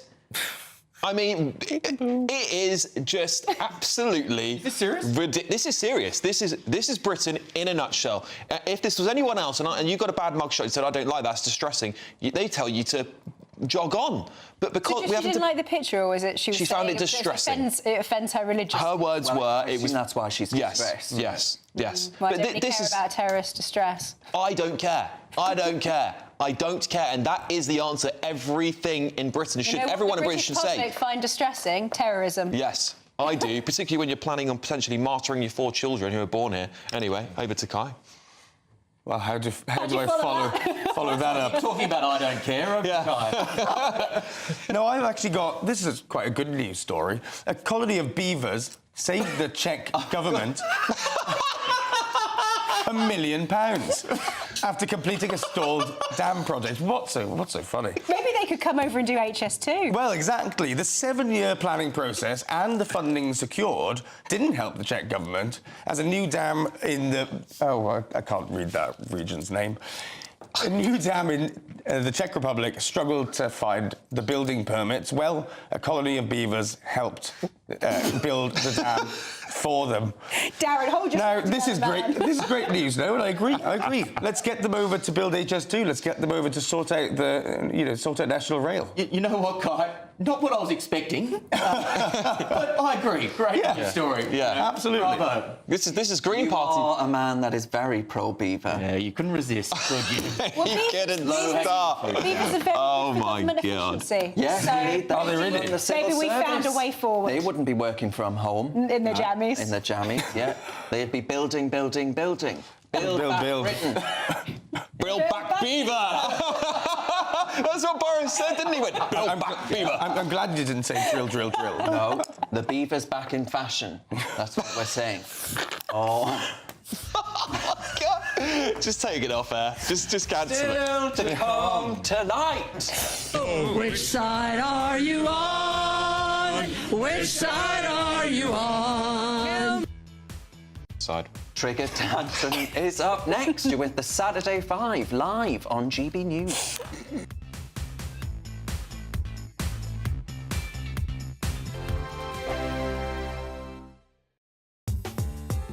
I'm Christopher Hope. From pop stars to politicians, I'll interview anybody in a pub who's got a political opinion. Join me every Friday on Spotify, Apple Podcasts, YouTube or gbnews.com, or wherever you get your podcasts. This is GB News, the People's Channel. Headliners on GB News 11 p.m. every night. It's got 3 top comedians going through the next day's newspapers so you don't have to read them, which is great. That's a good point. He's lying. I mean, maybe he's not lying. That's Headliners every night from 11 p.m. and 5 a.m. as well on GB News, Britain's news channel. Martin Daubney, weekdays from 3 p.m. Sadly, on the 18th of December last year, I was 9:20 in the morning in London on Woolwich Manor Way, going about my business to deliver something to someone, and I heard a banging on my car door.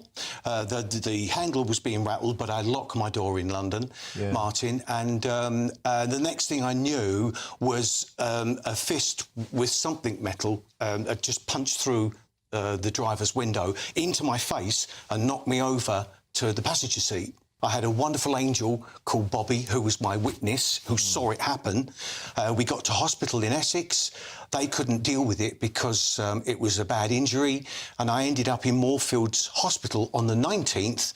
My lovely wife was incredible, and I had an operation, and currently, as I sit opposite you, I have 6 stitches holding my eyeball together, and I've got at least 3 more operations to hopefully get my sight back. Now, the astonishing thing about this is, it was just a random act from some nutter. It's changed your life forever. The moment you can't see, your cornea is dislodged, you need to go undergo major eye surgery. But Mike, a lot of people will be saying the obvious thing. Why has nobody been nicked? Well, I know Woolwich, right? You can't drive through Woolwich without getting a ticket for ULEZ, right? The geezer was in a van or a car? He was in a dark van, and I unfortunately wasn't able to take a photograph of the reg plate. There's got to be CCTV there. There's got to be CCTV there, and all I can say is that I do feel let down because it's GBH, it's not just stealing a handbag, not that that's making, a small issue of that, that's bad enough, but being GBH, they dropped the case after 3 weeks. GB News, the People's Channel. If you want your news to be straight talking, this is a nightmare for the Conservatives again. Down to earth. It's not just Nottingham where this is happening, is it? And most importantly, honest. Hard-working, middle-class taxpayers, they'll get their book thrown at them. Then catch me, Martin Daubney, Monday to Friday, 3 till 6 p.m. on GB News, Britain's news channel.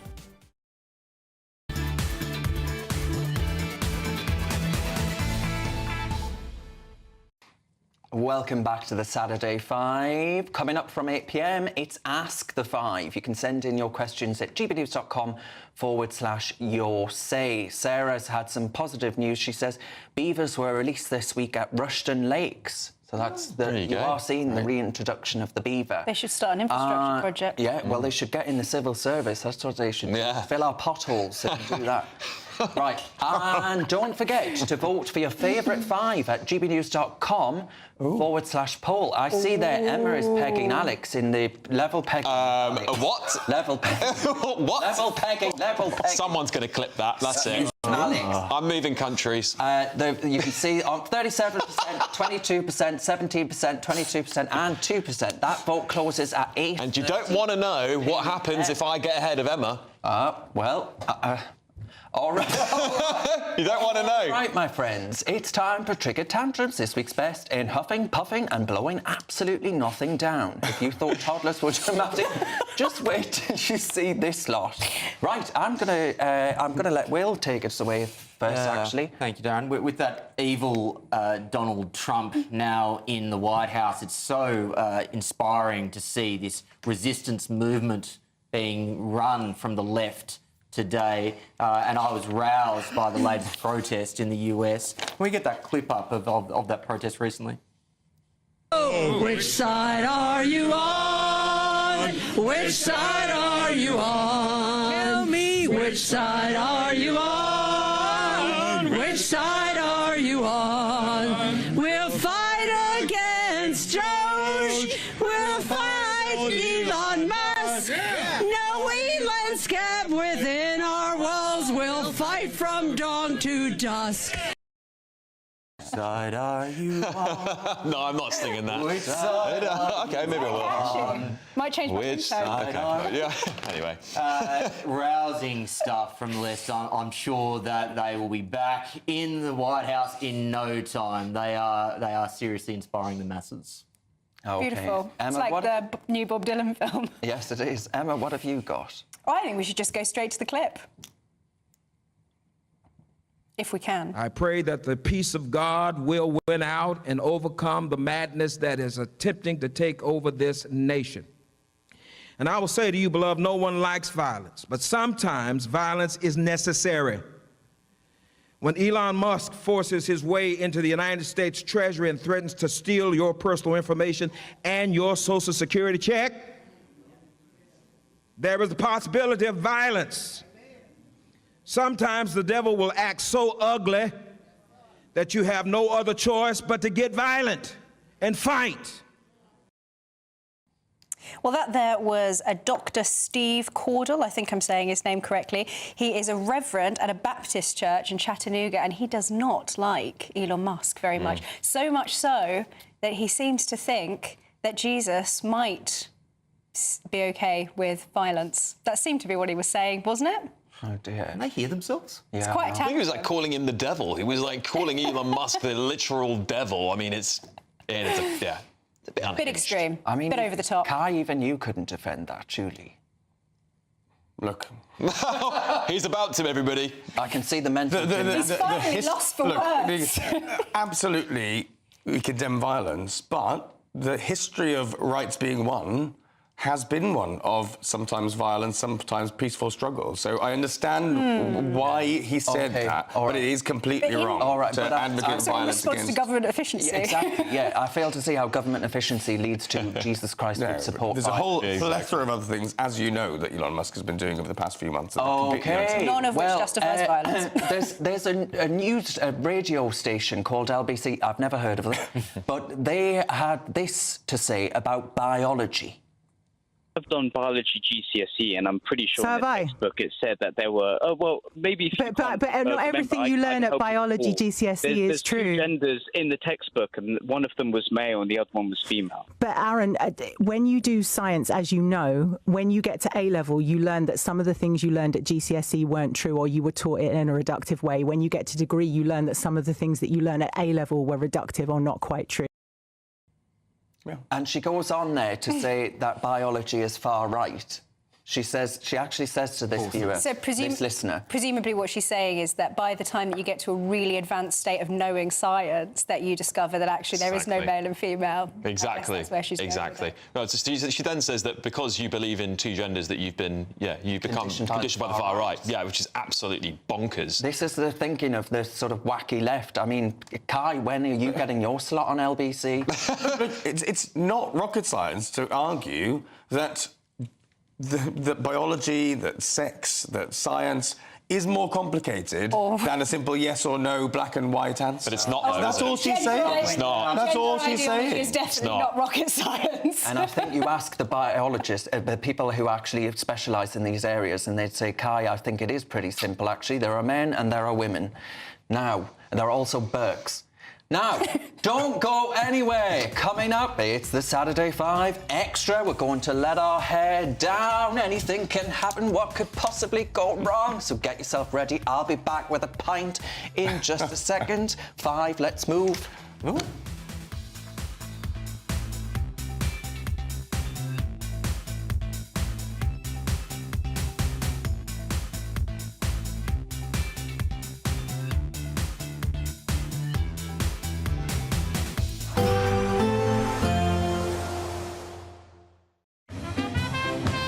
There will be a light breeze in the morning, leading to a warm front.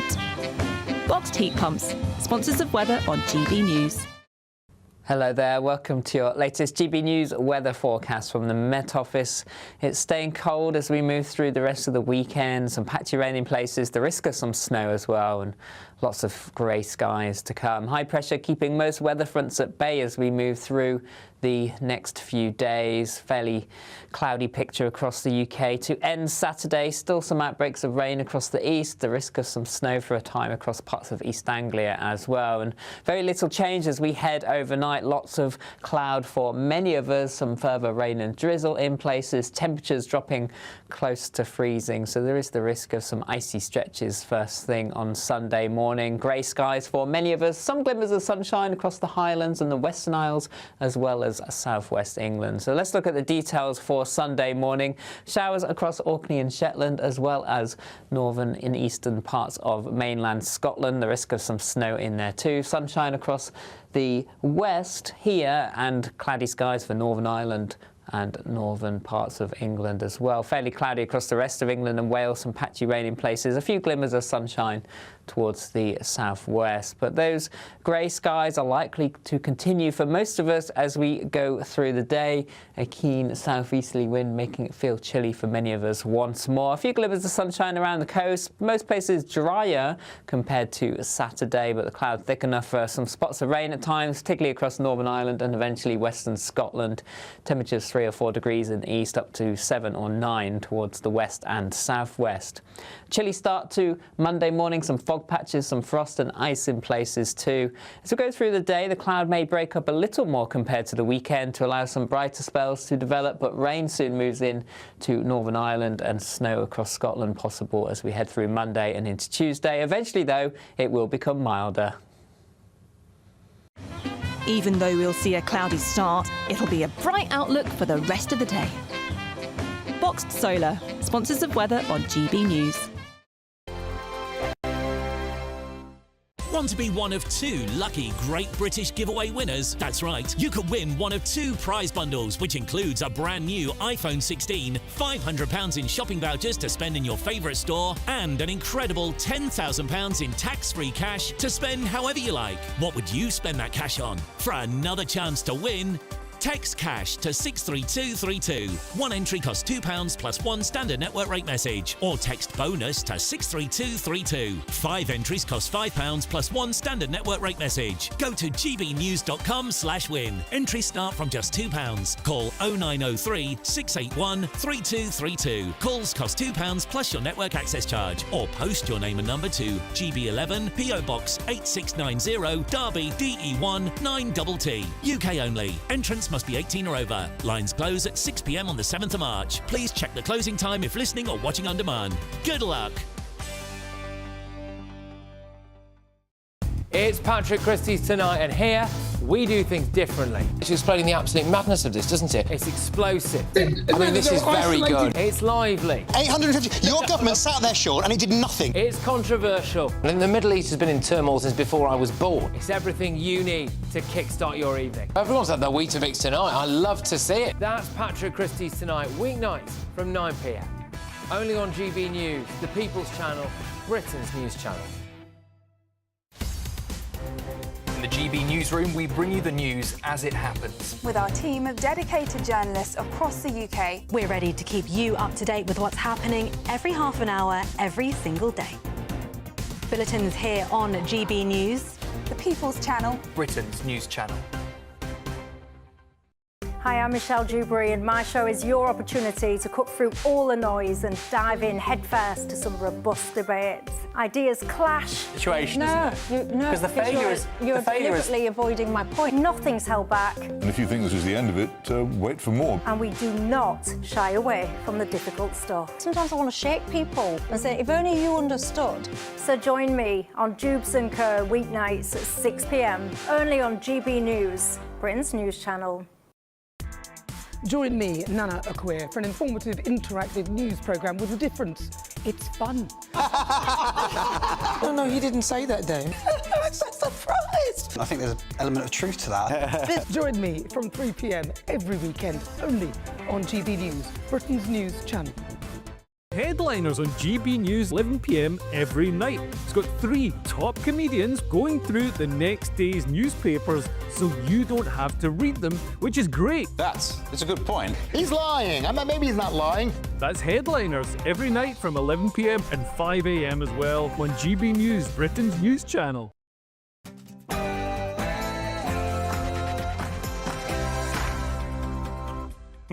It's Saturday night, and this is the Saturday 5 Extra, where you, my friends, you get us on the couch. Some people would pay a lot of money for that. I'm Darren Grimes, along with Emma Trimble, Will Kingston, Alex Armstrong, and Kai Wilshaw. Plenty more to come, including we'll be reacting to this devastating news coming out of Austria.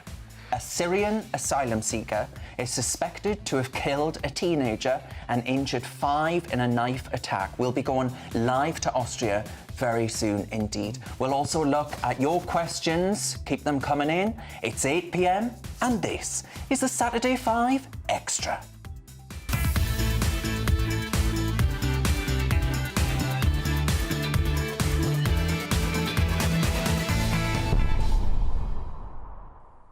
We'll also bring you our highlights of the week in High 5. Then we'll be answering your questions in Ask the 5. As I say, send them through gbnews.com/yoursay. Don't forget to vote for your favourite 5 at gbnews.com/poll. That's not your favourite of all time, by the way. That's your favourite of the night. It's currently, where are you at, Emma? I can't read that says 22%. Oh, Alex is overtaking Alex me is again. overtaking. It's the bot farm. Come on. Come on, Emma Trimble. Right, the vote will close at 8:30 p.m, so we'll see how that changes. First of all, though, it's your Saturday night news with the lovely Sophia.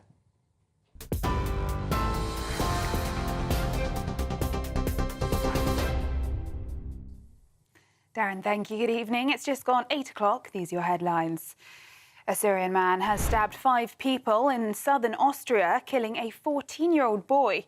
The 23-year-old man attacked 5 passers-by in Villach on Saturday afternoon. That's according to police. Officers said the suspect was a Syrian national with a legal residence in Austria and has now been detained. Police say further details, such as whether the attacker knew any of the victims, remains unclear.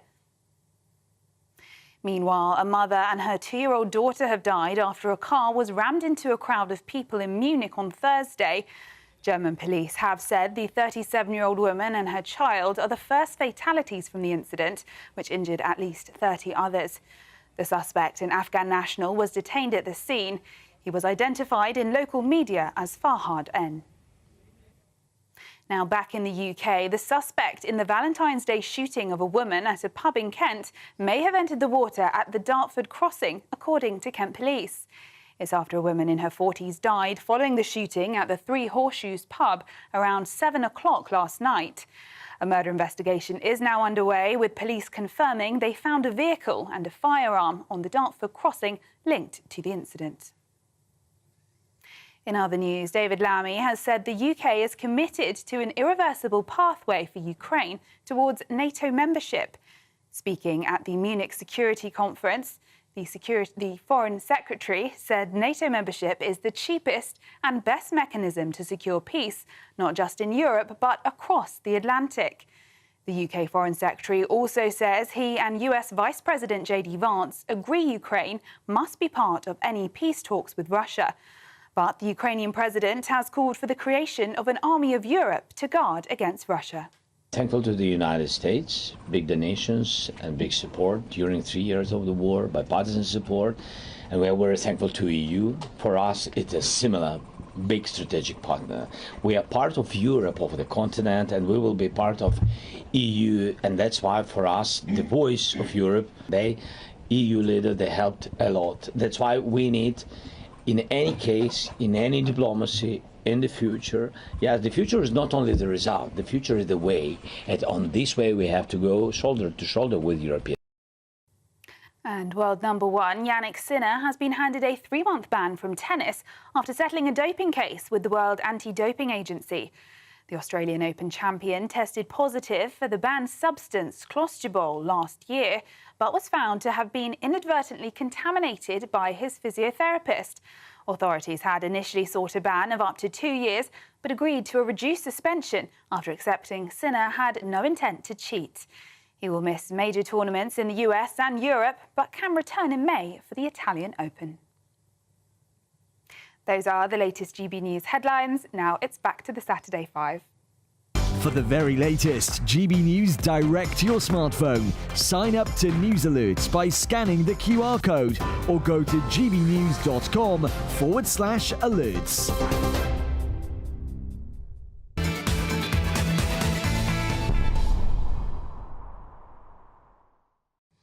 Thank you very much, Sophia. Dee has written in and, you know, Kai, to his credit, puts up with a lot of slack. Dee says, you're all great, even Kai. This is great entertainment. Oh, that's nice. Isn't that nice? I appreciate that. Yeah. You haven't got to sit here, though. I'm joking. I'm joking. I'm joking. Outrageous. Outrageous. My friends, it's time to bring you, the audience, more important than us, into the equation, and we'll see what your first question is. This comes from Alan.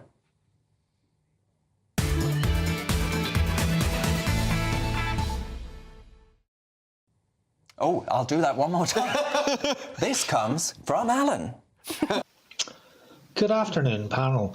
My question is, given the absolute shambles of the Chagos deal, do you believe that Starmer Lamy and his 2 left-wing crony lawyers should be investigated for treason against this country, given that the act that they seem to be participating in is nothing but a farce? I could listen to an Ulster accent all day long. Such a great accent, isn't it? Beautiful. Such a superb, beautiful accent. But Alan has a really serious point there. I think there are questions to be answered over the Attorney General's involvement, actually, in the Chagos and all those other suggestions around a whole host of other things. I don't think we've got a pro-Britain government. No, I really don't. It's like the wolves are in charge. It's definitely traitorous. I mean, there's no other way to... There's no way to explain what they're doing. It's obviously against British interests. There's no ifs or buts about it. Obviously, the deal that's been made is questionable, right? And it's been negotiated. It's been negotiated by this Labour government, but also previously agreed to and negotiated by the Conservative government. But yes, sensible people are asking, what on earth are we paying the Mauritian government for to give away territory? Now, that is legitimate. But to claim that people who have dedicated their lives to serving this country in public office are traitorous is actually reprehensible. OK, well, maybe let's just have a look at his record, Lord Hermer's record. Yes, but we just found out from the Telegraph the other day he defended as an Al Qaeda terrorist. He has basically taken the government to court more times. You know that.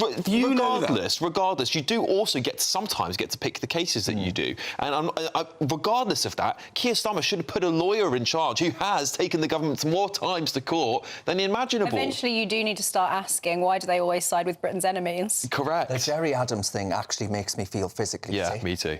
It really does. No, with the Chagos deal, I find it quite heartbreaking when you see the US now doing the, America First thing, and then you see a government here that is just, there's always another interest group that goes before the British people, whether it be international human rights lawyers, whether it be climate zealots, whether it be reparations grifters, there's always another interest. So would you agree with Alan then?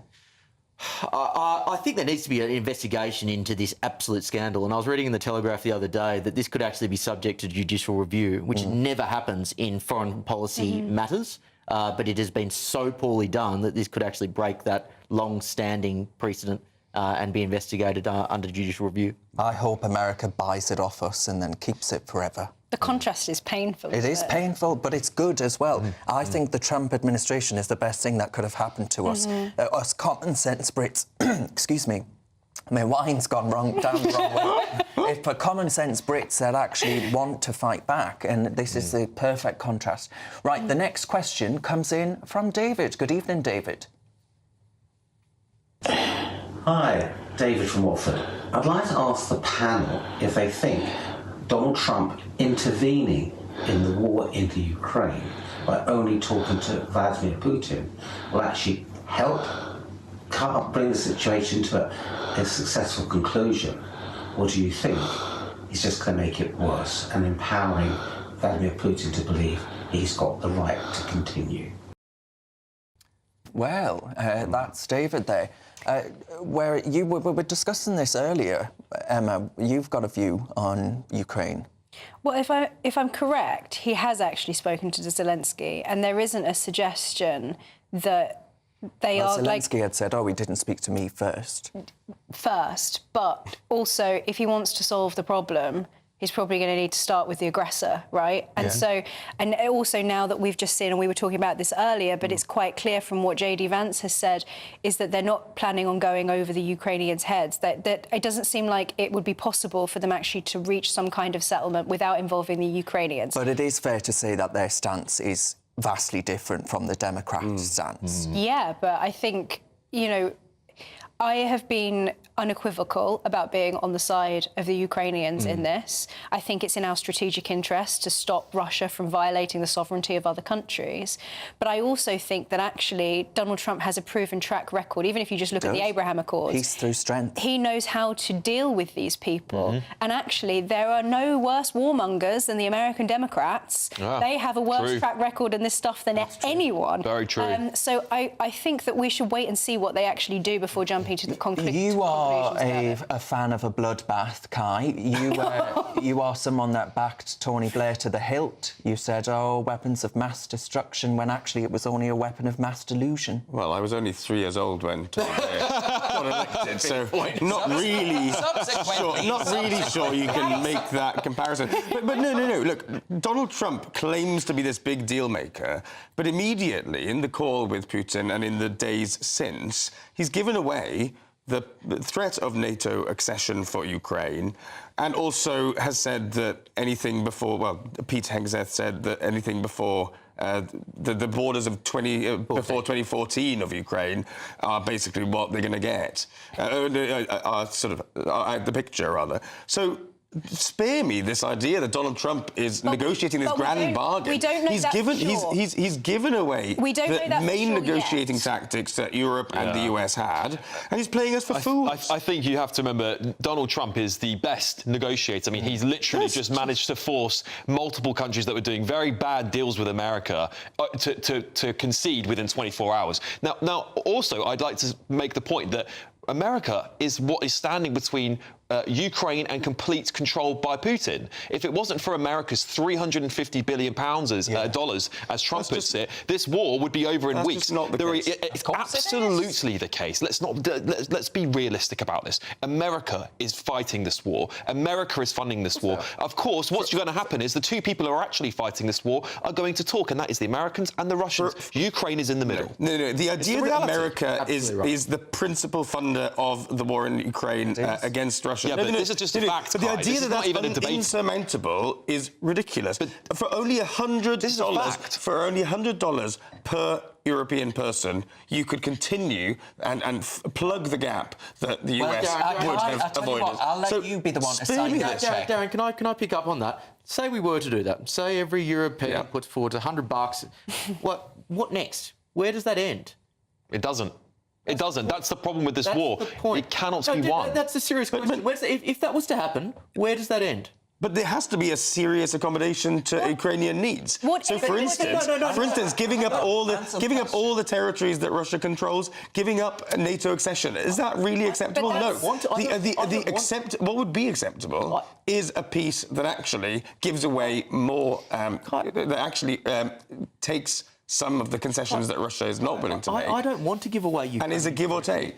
But what is that? We're dealing with reality here. But what is the alternative? But you can't just give away everything to Russia that they desire. Russia has tactical and that's what we're seeing at the minute. That's the unfortunate reality. You cannot beat a tactical... You cannot beat a nuclear power that cannot afford to lose. No. That is the sad reality that no one really wants to admit except Donald Trump. What everybody wants in this situation is an acceptable settlement to end the war in Ukraine. I don't think anybody would disagree with you that they want it to be fair for the Ukrainians and they want a settlement that will prevent Russia from invading Ukraine. That's not what we're seeing. It's not what we're seeing. Well, let's see. We've got our next question, which is coming in from Gareth. I think this is Gareth Jones. Let's have a look. Fingers crossed for a Welshman. Yes. What's the panel's thought on the inheritance tax that will be coming into this country very, very soon with the new Labour government? Will it be another nail in the agricultural coffin to an already struggling community of people trying to feed the nation affordably? I think Gareth's right, and every single day Gareth is out campaigning for farmers. Farmers, I really want to dismiss this outright slander that suggests that all farmers are these multi-millionaires who have this vast amount of land and living like some Bourbon king, when actually many of them are living on minimum wage and struggling to actually make ends meet. Suicide in the agricultural community is really high, and that's as a consequence to the daily struggle and slog that these people have to do, getting up when it's still pitch black, and I just find it objectionable.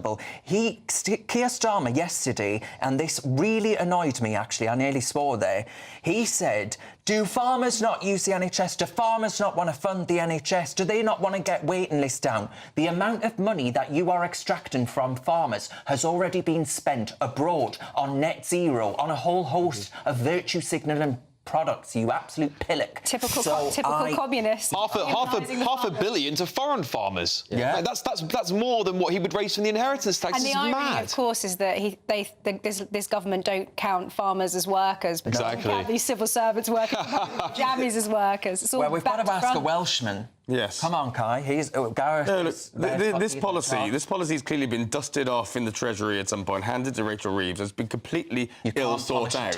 It's been completely ill thought out. There's a way of doing it which, and by the way, I don't accept that the left is lumping farmers together with multimillionaires. What we are arguing, and what I have been arguing, is that actually some of the benefits of the inheritance tax increase would go to the uber-rich, who aren't really, actually, day-to-day working farmers. Now, if there's a way for this policy to capture those people, but then also not to penalise farmers who do this day in, day out, then that's great. And that's what I hope this policy change is going to achieve. Well, it's disingenuous, right? Because they say, oh, £1 million, and that sounds like a lot of money to a lot of people. But £1 million for a farm is not actually a lot of money. Yeah, but it's working capital, right? Yeah. Like, this isn't, passing down, a painting to your kids or an asset. This is working capital that goes on. Like, you can't just liquidate that and then get the cash. And if you do that, then the farm goes up in smoke. Yeah. They either it's a fundamental misunderstanding of this industry. Do you know what it is? The threshold should be different. It feels to me that this is a revenge, and we've seen a lot of activists on the left say this revenge for Brexit,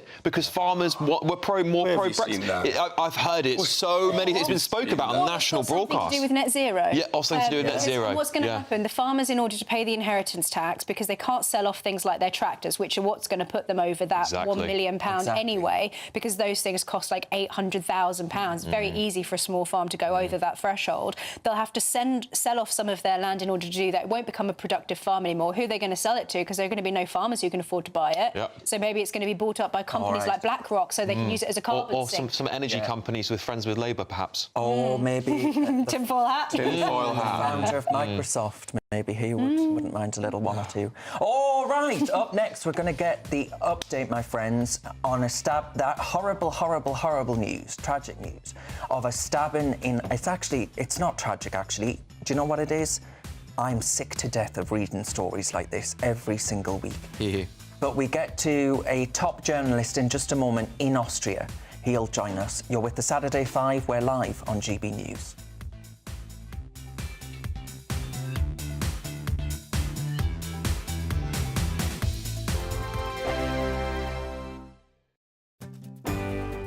I'm Michael Portillo. This is GB News, the People's Channel, Britain's news channel. I'm Christopher Hope. From pop stars to politicians, I'll interview anybody in a pub who's got a political opinion. Join me every Friday on Spotify, Apple Podcasts, YouTube or gbnews.com, or wherever you get your podcasts. This is GB News, the People's Channel. This is GB News, Britain's news channel. We were talking earlier about the issue of Siri listening to you. Well, it's not just your own conversations being sort of harvested for data, but it's a problem with AI. So what seems to have happened yesterday is that Apple issued a alert saying that Luke Littler had won the darts before he had. I mean, imagine what would, if he then gone on to lose, how that would have looked. I mean, obviously, because he went on to win, at least they got the story right, but before it had happened. So what it seems to happen is that the AI farms existing stories, and what it has done, that's the alert. We can see the alert there now, and it also claiming that Brazilian tennis player Rafael Nadal had come out as gay, when actually a different Brazilian tennis player was actually mentioned in the original story. So what it does is you see that's branded as BBC Sport. What the Apple AI system does is it farms alerts that it thinks people are getting from the source, and then summarises them into going to be my question. into one it alert. Looks to me like you would assume, OK, the BBC are reporting this. Absolutely. Or so the BBC News might be saying something else. So it could happen to any news organisation. This has highlighted a massive issue. I mean, having editorial judgment and quality control, because if this is going on, it's just contributing to the flow of misinformation. Yes. And we know that this is a problem on social media, people reporting false things. But if it seems to come from trusted news sources, that is a massive issue in credibility. I mean, if you had something like Reuters, who's a big news provider, doing this, you could hold people accountable, you could make changes, but when it's the AI doing it, I mean, what do? You're going to have to reprogram it in some way. And if you just lost control, if you're a news source, you've lost control of what goes out, because it basically farms it, puts your logo on it, and sends it out, even when it's nonsense. GB News, the People's Channel. This is Britain's Newsroom, where your voice matters. It's just astonishing. With expert analysis and honest opinion, we don't just keep you informed. We bring you unique perspectives you won't see anywhere else. Can't argue with any of that. When the news happens, it happens here. On Britain's Newsroom, weekdays from 9:30 a.m. Only on GB News. I'm Stephen Dixon, and thanks for joining us on GB News, Britain's news channel.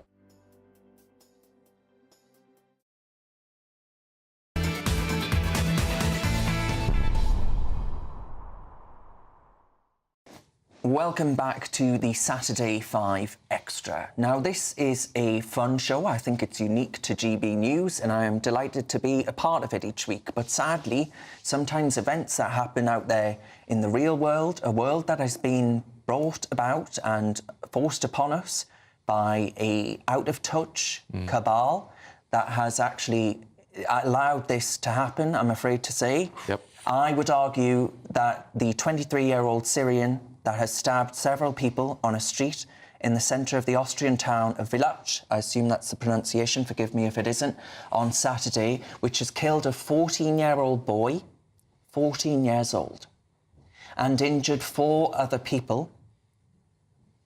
Questions have to be answered here. Again, I say that every single week, every week.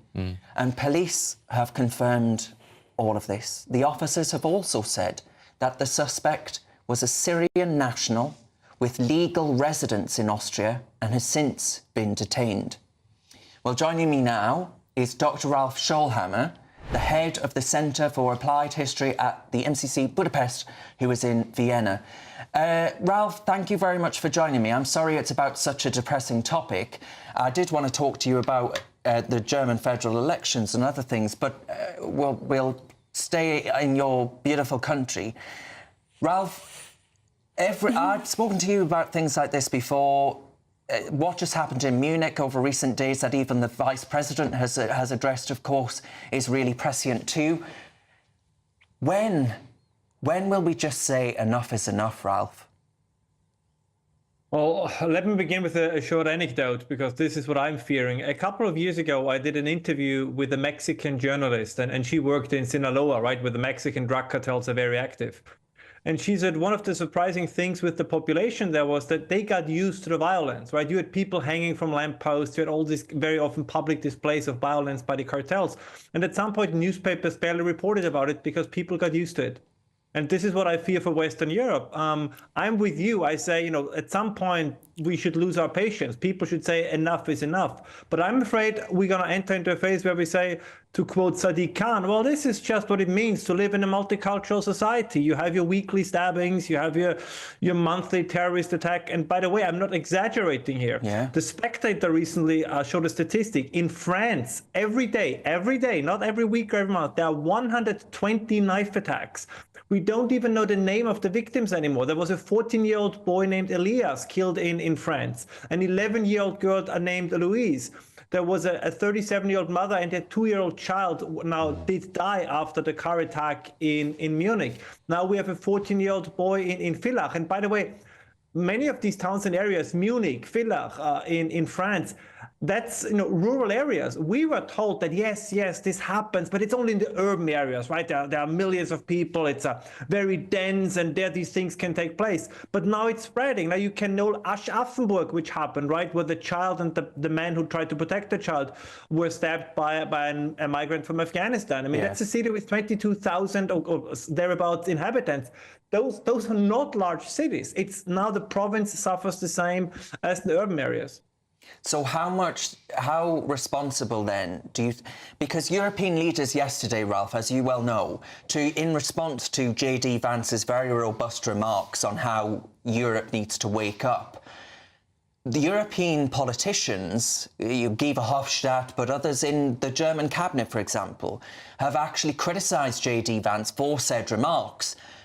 To what extent do you think the people of Austria and elsewhere will be saying, you liberal idiots simply will not wake up and smell the coffee, that what you have done to us is a damn disgrace? Well, I think there's still a certain amount of disbelief. I always make this comparison to being a hostage, and this is how increasingly people feel in their own countries. And again, I mean, this is also true for the United Kingdom. Think about Southport. I mean, these were little girls participating in, if I recall it correctly, in a Taylor Swift dance workshop. I mean, these are completely innocent things, and the same thing that now happened in Munich and the thing that happened in Austria. The problem is that we have a leadership that behaves like it is infected with a Stockholm syndrome.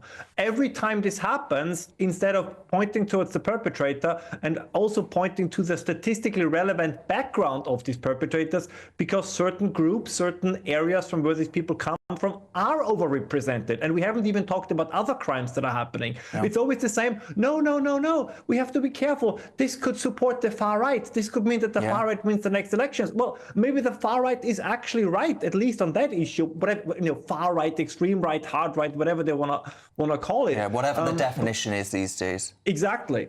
But we have to stare this in the face and say, we are, and this is no longer just an exaggeration, we are sacrificing children on the altar of multicultural delusions. I don't know how else to say it. I mean, Munich and now Austria, this was within the span of less than a week. I mean, do we need to have like a daily terrorist attack until someone says, maybe we should do something differently? All right, Ralph, one of our viewers, Tamara, says she lives 5 minutes from the bridge in Villach, and she says that it's so scary. She says she moved there to Austria from the UK because of the UK being unsafe, and now it's on her doorstep. You can't escape it in Europe.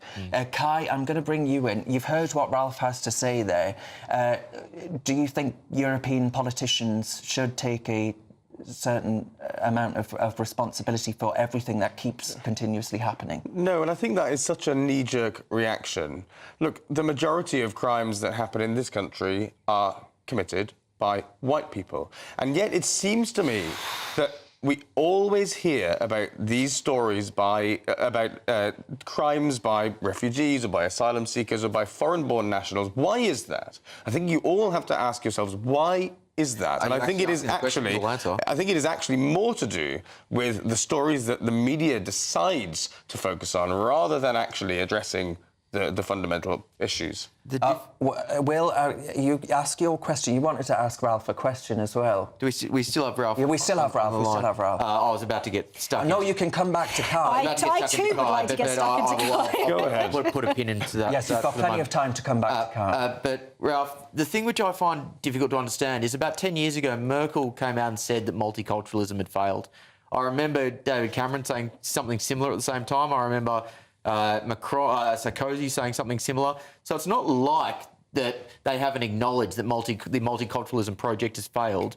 So why, in the decade since, have we not seen any change, both in Germany and across Europe more generally? Well, because there's a difference between what politicians say and what politicians do. I mean, this is the famous saying by Milton Friedman, who said you should not trust in politicians doing the right things. You should create the conditions that the wrong politicians are doing the right things. And the other thing is, I mean no disrespect to your guest, but I mean, there is something called per capita. If you have statistically overrepresentative groups when it comes to certain crimes, of course it's relevant. I mean, if you take, for example, sexual assault in Germany, if 1% of the population is responsible for 40% of the crimes, I think that's at least something we should talk about. I mean, that in absolute numbers, of course, more Germans are the perpetrators because there's still more Germans. Yes, Kai doesn't understand per capita statistics, but leave that to one side, Ralph. We'll excuse him for that. Yes, I mean, Ralph, you can't really reason with him, I'm afraid. But that's like saying that almost all perpetrators of rape are men. Yeah, that is correct.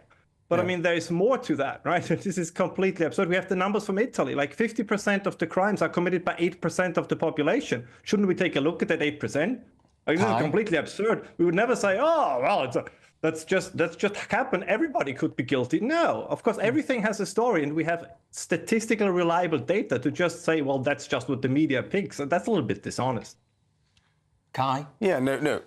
I agree that if there are anomalies in crime data, if some people are overrepresented in crime data versus others, that should be investigated. But the fact is we have two different stories in this show alone that focus on people of Islamic origin or people from countries, Islamic countries. And actually, all I'm asking is for you all to look inward and think, why is that? When all these other crimes are committed by white people. You know why? Because actually, the people that are already here are our problem that we have to deal with. The people that we've imported here should not have ever been our problem. And the vast majority of these people have a legal right to be in this country. So your prescriptions for all of this won't fix anything. Can I come back in on that? Because I think Ralph just mentioned the statistics there. The reason why it's relevant to talk about it is because it's happened. And it keeps happening. And I've got a statistic right here, and I've just drawn this as I've got lots of statistics like this readily available on my phone. Here's just one at random. Foreign nationals are 3 times more likely to be arrested for sexual offences than British citizens. We should be talking about that. And if it's in the news and it's happened, we should talk about it because it's happened, because they're doing it. Well said, Emma. Ralph's going to ask you to marry him, I think, in a second. Alex wanted to say something. Ralph, lovely to see you. I'm so sorry to what's happening in your beautiful country, but it's nice to speak to you again. Austria back in December, I believe, 2024, announced that they were going to start mass deportations of Syrians after the collapse of the Assad regime. I'm beginning to ask, where are those deportations? Are they happening? It's February now. It's coming up to March. Are they taking place? Brief word, if you would, Ralph. No, statistically, there is still a net influx. So I think 300 Syrians left Austria and 2,800 came to Austria. So, as we said before, none of this is happening. Yeah. Yeah, I mean, honestly, Ralph, you're a voice of common sense in an age of complete nonsense. I couldn't agree with that more. I'm so sorry for your beautiful country, I really am. OK, Ralph, we'll leave it there. Thank you very much. We'll have to get you back on shortly. That's Dr. Ralph Shawhammer there. Up next, though, it is time for High Five. Is Donald Trump right to bring back plastic straws? I thought we'd already talked about plastic straws. We're doing it again. We love straws. You're with the Saturday 5. We're live on GB News. Can't wait to get in that sea. Lovely and warm. Just like the feeling of having great travel insurance. All Clear Travel Insurance sponsors GB News Travel Destinations Forecast. Heavy showers and thunderstorms affecting the Adriatic and Ionian Sea coastlines, and this could also bring a risk of snow to Croatia. This will be through Saturday and also into Sunday, where low pressure largely dominates. But as we head further west across the Mediterranean, it should be largely settled, bar a little bit of cloud and perhaps the risk of the odd shower across Portugal and northwestern Spain. But Madeira and Tenerife largely settled, and it remains largely settled into next week, with temperatures widely in the mid-teens. All Clear Travel Insurance sponsors GB News Travel Destinations Forecast. Hello there, welcome to your latest GB News weather forecast from the Met Office.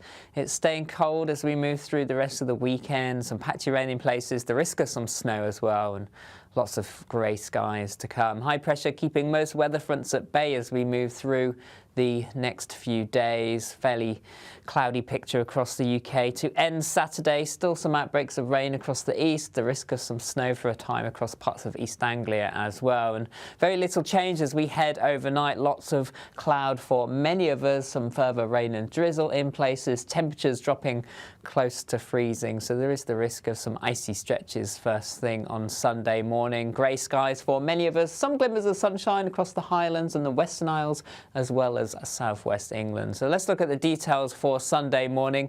Showers across Orkney and Shetland as well as northern and eastern parts of mainland Scotland. The risk of some snow in there too. Sunshine across the west here and cloudy skies for Northern Ireland and northern parts of England as well. Fairly cloudy across the rest of England and Wales, some patchy rain in places, a few glimmers of sunshine towards the southwest. But those grey skies are likely to continue for most of us as we go through the day. A keen southeasterly wind making it feel chilly for many of us once more. A few glimmers of sunshine around the coast. Most places drier compared to Saturday, but the clouds thick enough for some spots of rain at times, particularly across Northern Ireland and eventually western Scotland.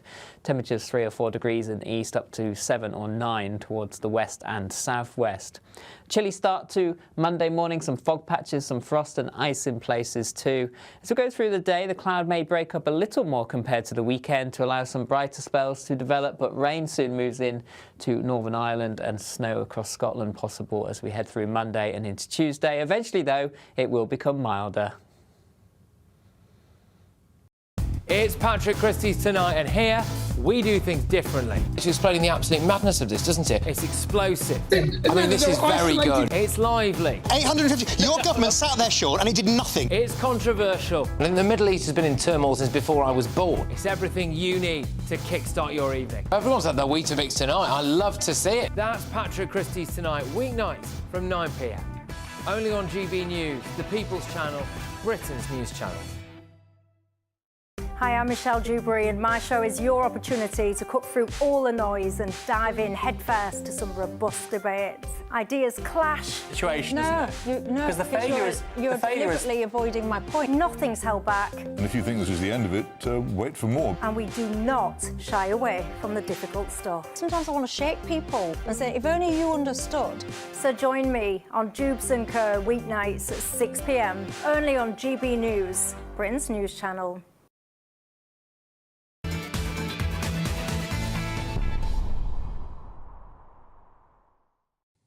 Welcome back to the show. It's now time for High Five, where we discuss our favourite moments from the week. Will, what have you got? You know what I have, Darren. We've had a very uncomfortable time in the break where you've chastised me, but we're going back to straws. So it's actually been a bit awkward, ladies and gentlemen. The reason I'm going back to straws is because I had a debate with Dr. Renee last week where she was doing her greenie thing of saying we need to, get rid of plastic straws.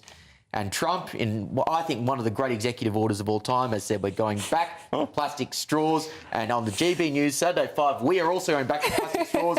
Cue the clip. We're going back to plastic straws. These things don't work. I've had them many times, and on occasion they break, they explode. If something's hot, they don't last very long, like a matter of minutes, sometimes a matter of seconds. It's a ridiculous situation. So we're going back to plastic straws. Just add a bit more colour for me, Donald. They exploded. Did you know that? I never knew. They never knew. One blew up in my drink earlier, and we had to get a new drink. I didn't know that. He's great. I'm just so happy he's back. I'm so happy. I can't tell you. I do. He's my idol. He's just brilliant. Emma, what have you got? Oh, well, mine's so much more serious than this. I feel like it's so difficult to segue between the two. Are serious. They are serious, and I'm very glad that we can now go to America in order to have them back. I said we should have had some for our wine, but I don't think we'd be able to find any even if we wanted to. My high five is Patrick Christys of this parish, along with Chris Phelps, writing to Yvette Cooper about a hate preacher who's trying to come... being the shadow... Yes, shadow Home Secretary. Writing to Yvette Cooper, the Home Secretary, and managing, it seems, to get this hate preacher banned from coming to the UK. So, has it been successful? Well, it seems as if they're going to prevent him from coming here. Good. So, word on the street is, yeah, I mean, it's unusual for the government to have actually done something decent and stopped someone from coming here. There you go. Yvette, refugees welcome. Cooper or Balls. That's a surname, Yvette. That's right, Yvette Balls. That wasn't me. That wasn't me. Just randomly saying. I must admit, I was confused for a second there. No, that is her surname. She is married to Ed Balls. Right, OK, well... Balls some good news, thanks. Yep, indeed, indeed. Right, I have actually got lovely news because Fred Jennings was interviewed by our very own Dewberry Beatty. Fred Jennings, a war hero, celebrating 100 years on this planet, and I actually think that people like him, that generation, we are never going to know another quite like it. Here we are. Have a look at this. Fred, how did you manage to make it 100? What's your secret? I'm going to give you the answer that I gave even with the GP. I should be asking you that question. The GP, he just laughed. God bless him. Honestly, it actually, every time we lose parts of that generation, I feel a deep sense of sadness, and I know I shouldn't. See, I don't want to make the high into a low, but after the discussion that we just had about how unpatriotic most young Brits are, and then you look it's actually has quite a sting to see someone like him. Fred. Absolutely right.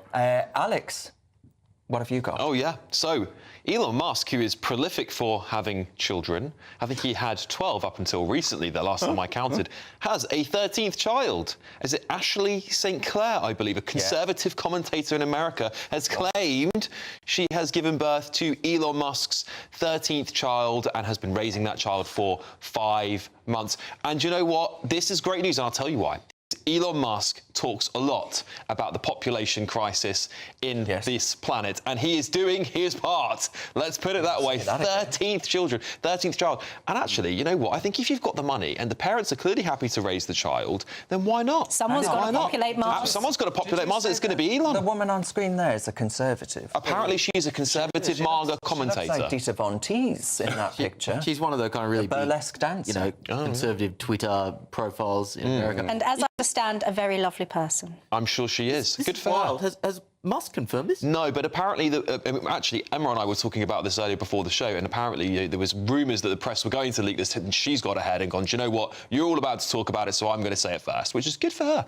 Good for her. I'm happy for more people to be having children in this world. I love the idea also of, you say, as Elon Musk confirmed this, it's almost like you're imagining like a monarch legitimating the child. So this one is one of mine. This is one of mine. Well, given one of his children has disavowed him, it's not surprising that he would need to confirm the statement. I mean, really, not a great man to tout family. Well, I think 1 out of 13 is... 1 out of 13 is pretty good odds. I'm going to give him that one. Greg says child maintenance maintenance must cost a few bob. Yeah, well, when you're almost trillionaire, I don't think you really care. Well, he might lose. Tesla's going down the path. Oh, I think he's going to be all right. He's going to be all right. He'll live. I wouldn't mind his bank balance.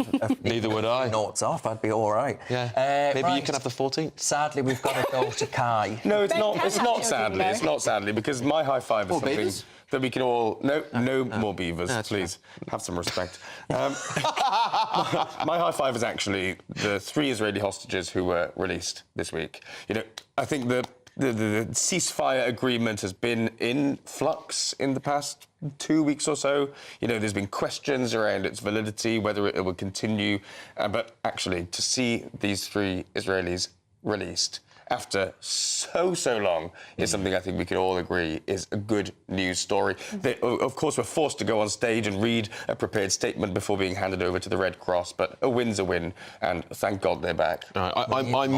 We need them all back immediately, but I am terrified when I see the state of them, and I believe what Hamas is doing, in my opinion, is releasing the prisoners that look the most well first before they start releasing the ones who have been treated very badly. These hostages looked more well. That's good. That's really good. That's really good to hear. I think they looked emaciated. I haven't seen the pictures. And I have to say, and I'm turning all the highs into a lows, and I'm sorry, I'm a pessimist, but until they release the Bibas family or tell the Israeli public and the world where that family are, there is a baby that's now spent longer in captivity than out of captivity, 2 young children and its mother. They've released his father. They were supposed to release the women and the children on the first round of releasing these hostages, and they are refusing to say where they are. The Israeli public, at least, and their families need to know whether or not they're alive. But to turn that into a high, Emma, because this is actually the part of the show where we're meant to be high. Well, I did say I'm sorry, but you're not going to get the optimism out of it. Trump in the presidency, that's good news for them. Yeah, I mean, I think this hostage deal, obviously, which Trump has taken a lot of credit for, is a bit of a raw deal for Israel, frankly. But whichever way it takes to get those hostages released, that's great news. But they need to be released, all of them. The new Gaza complex, as it's going to be built. We're going to build the most beautiful tower. I'm telling you, it's going to be huge. It's going to look over the beautiful sea. Need a drink for that. I look forward to staying in a 5-star hotel. It's going to bring a whole new meaning from... I'll be like a boat migrant. Donald Trump is sitting in from the river to the sea. right now and is just powered down. From the river to the sea, Marga's all you'll see. Outrageous. Oh, goodness. Complain about that. I'm sure there will be. Up next. One of many. Up next, it's time to do Tantrums. I thought we had a video. You're with...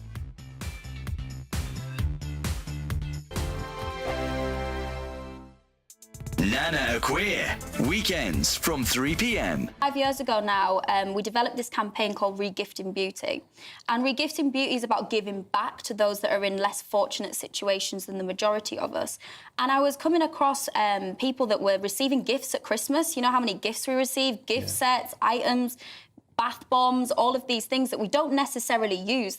For myself, they sit in the bathroom cupboard all year round. So I was thinking of a way how we can make that better, put that to better purpose. And we developed this campaign 5 years ago called Regifting Beauty. And it's where people can donate unwanted toiletries, sanitary items, skincare, perfumes, and we work with different charities around the country, and they will re-gift them to survivors of domestic abuse. And for years now, it's only really been focused around women. There hasn't really been a male focus. So Ben and I were having conversations, and we were thinking, well, and I was getting comments throughout the years of doing it, saying, why are men excluded from this? Surely it should be applicable to men too. I mean, in the UK, over 700,000 men are suffering with domestic abuse on an annual basis. And a lot of that goes unreported. And there's over 2 million people in the UK that do suffer from some form of domestic abuse, be it physical or psychological, and it's an important topic that we should be discussing. So this campaign is about providing something that may seem trivial, but it restores some level of dignity, and I think that's so important when survivors are just trying to regain aspects of their life. Something so small that maybe sitting in your bathroom cupboard that you're not using could go to such better use. So this year we're launching the Regifting Beauty, the Turnaround Edition. about turning around moments in life and allowing people to have those turnaround moments, which also plays on Ben's, song, Turn Around. Gotta turn So around. it fits in nicely with that. Which I'll be on with you. for the remix, It's all fitting in nicely, isn't it? GB News, the People's Channel. This is Britain's Newsroom, where your voice matters. It's just astonishing. With expert analysis and honest opinion, we don't just keep you informed. We bring you unique perspectives you won't see anywhere else. Can't argue with any of that. When the news happens, it happens here. On Britain's Newsroom, weekdays from 9:30 a.m. Only on GB News. In the GB Newsroom, we bring you the news as it happens. With our team of dedicated journalists across the UK, we're ready to keep you up to date with what's happening every half an hour, every single day. Bulletins here on GB News, the People's Channel, Britain's news channel. If you want your news to be straight talking, this is a nightmare for the Conservatives again. Down to earth, it's not just Nottingham where this is happening, is it? And most importantly, honest. Hard-working, middle-class taxpayers, they'll get their book thrown at them. Then catch me, Martin Daubney, Monday to Friday, 3 till 6 p.m. on GB News, Britain's news channel.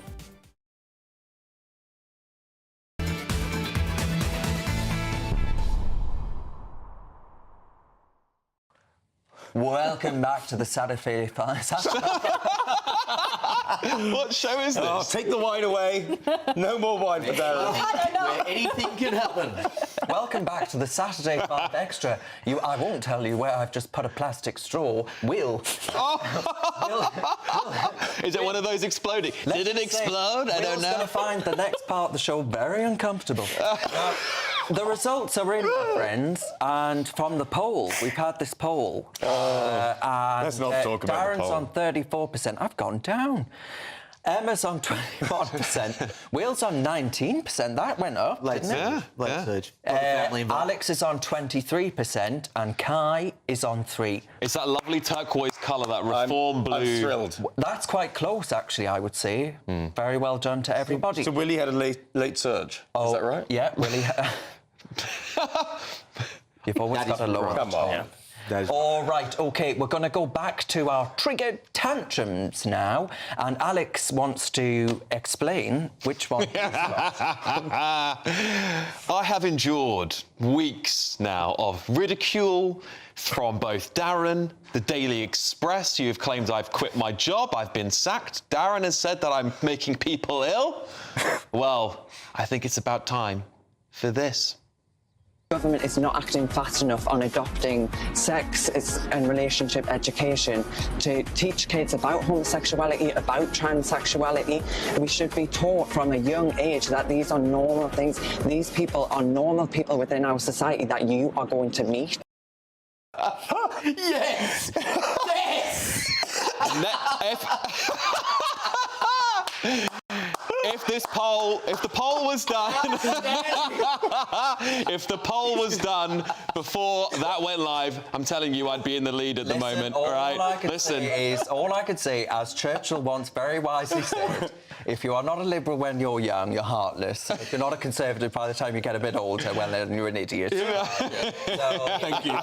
All I could say is I learned the lesson. What did Churchill say about that jacket? Yeah. A fair question.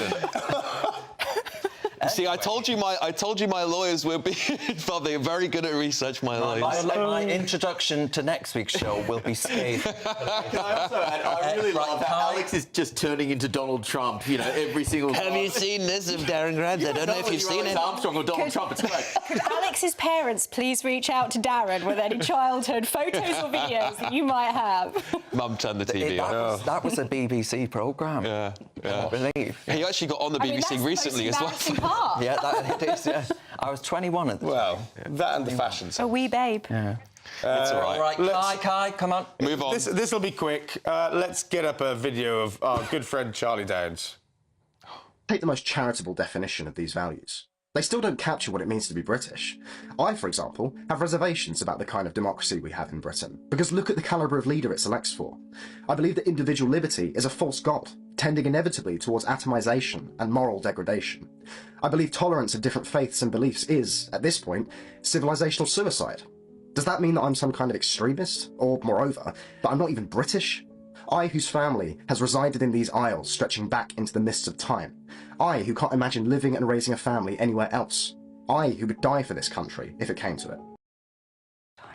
Why do I dislike it? Because it talks about multiculturalism and then paints a picture of, oh, my family have been here for hundreds of years, why should I have to make reservations about migrants coming here? Well, actually, painting that picture is bordering on essentially saying our family is white, and that's why I'm different and migrants are not. And really, I just think it's quite... No, he's not saying that. But it's about the reading between the lines. I mean, really, this is quite a disturbing line of argument to be following, and I find it pretty despicable. Well, no, I think he's not here to defend himself, but if he were here, he would say that actually he thinks that Britain has changed beyond recognition. Well, but also the other thing he slams in the beginning of that clip is democracy. I mean, he just doesn't like the leader that the UK chose in the last general election. Tough luck. I would argue democracy hasn't been part of the equation because actually, Kai, we voted for immigration controls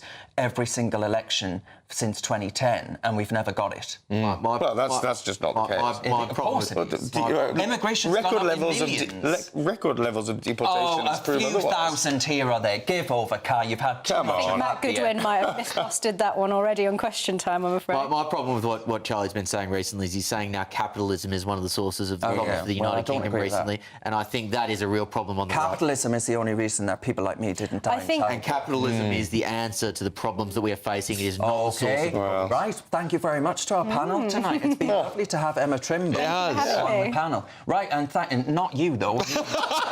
I'm sorry, I won't be back next week, that's for sure. And thank you to you at home. You matter more than anybody else for joining in the fun tonight. Next up, it's Ben Leo. Who? I've never heard of him. Thanks for watching. We'll see you again next week.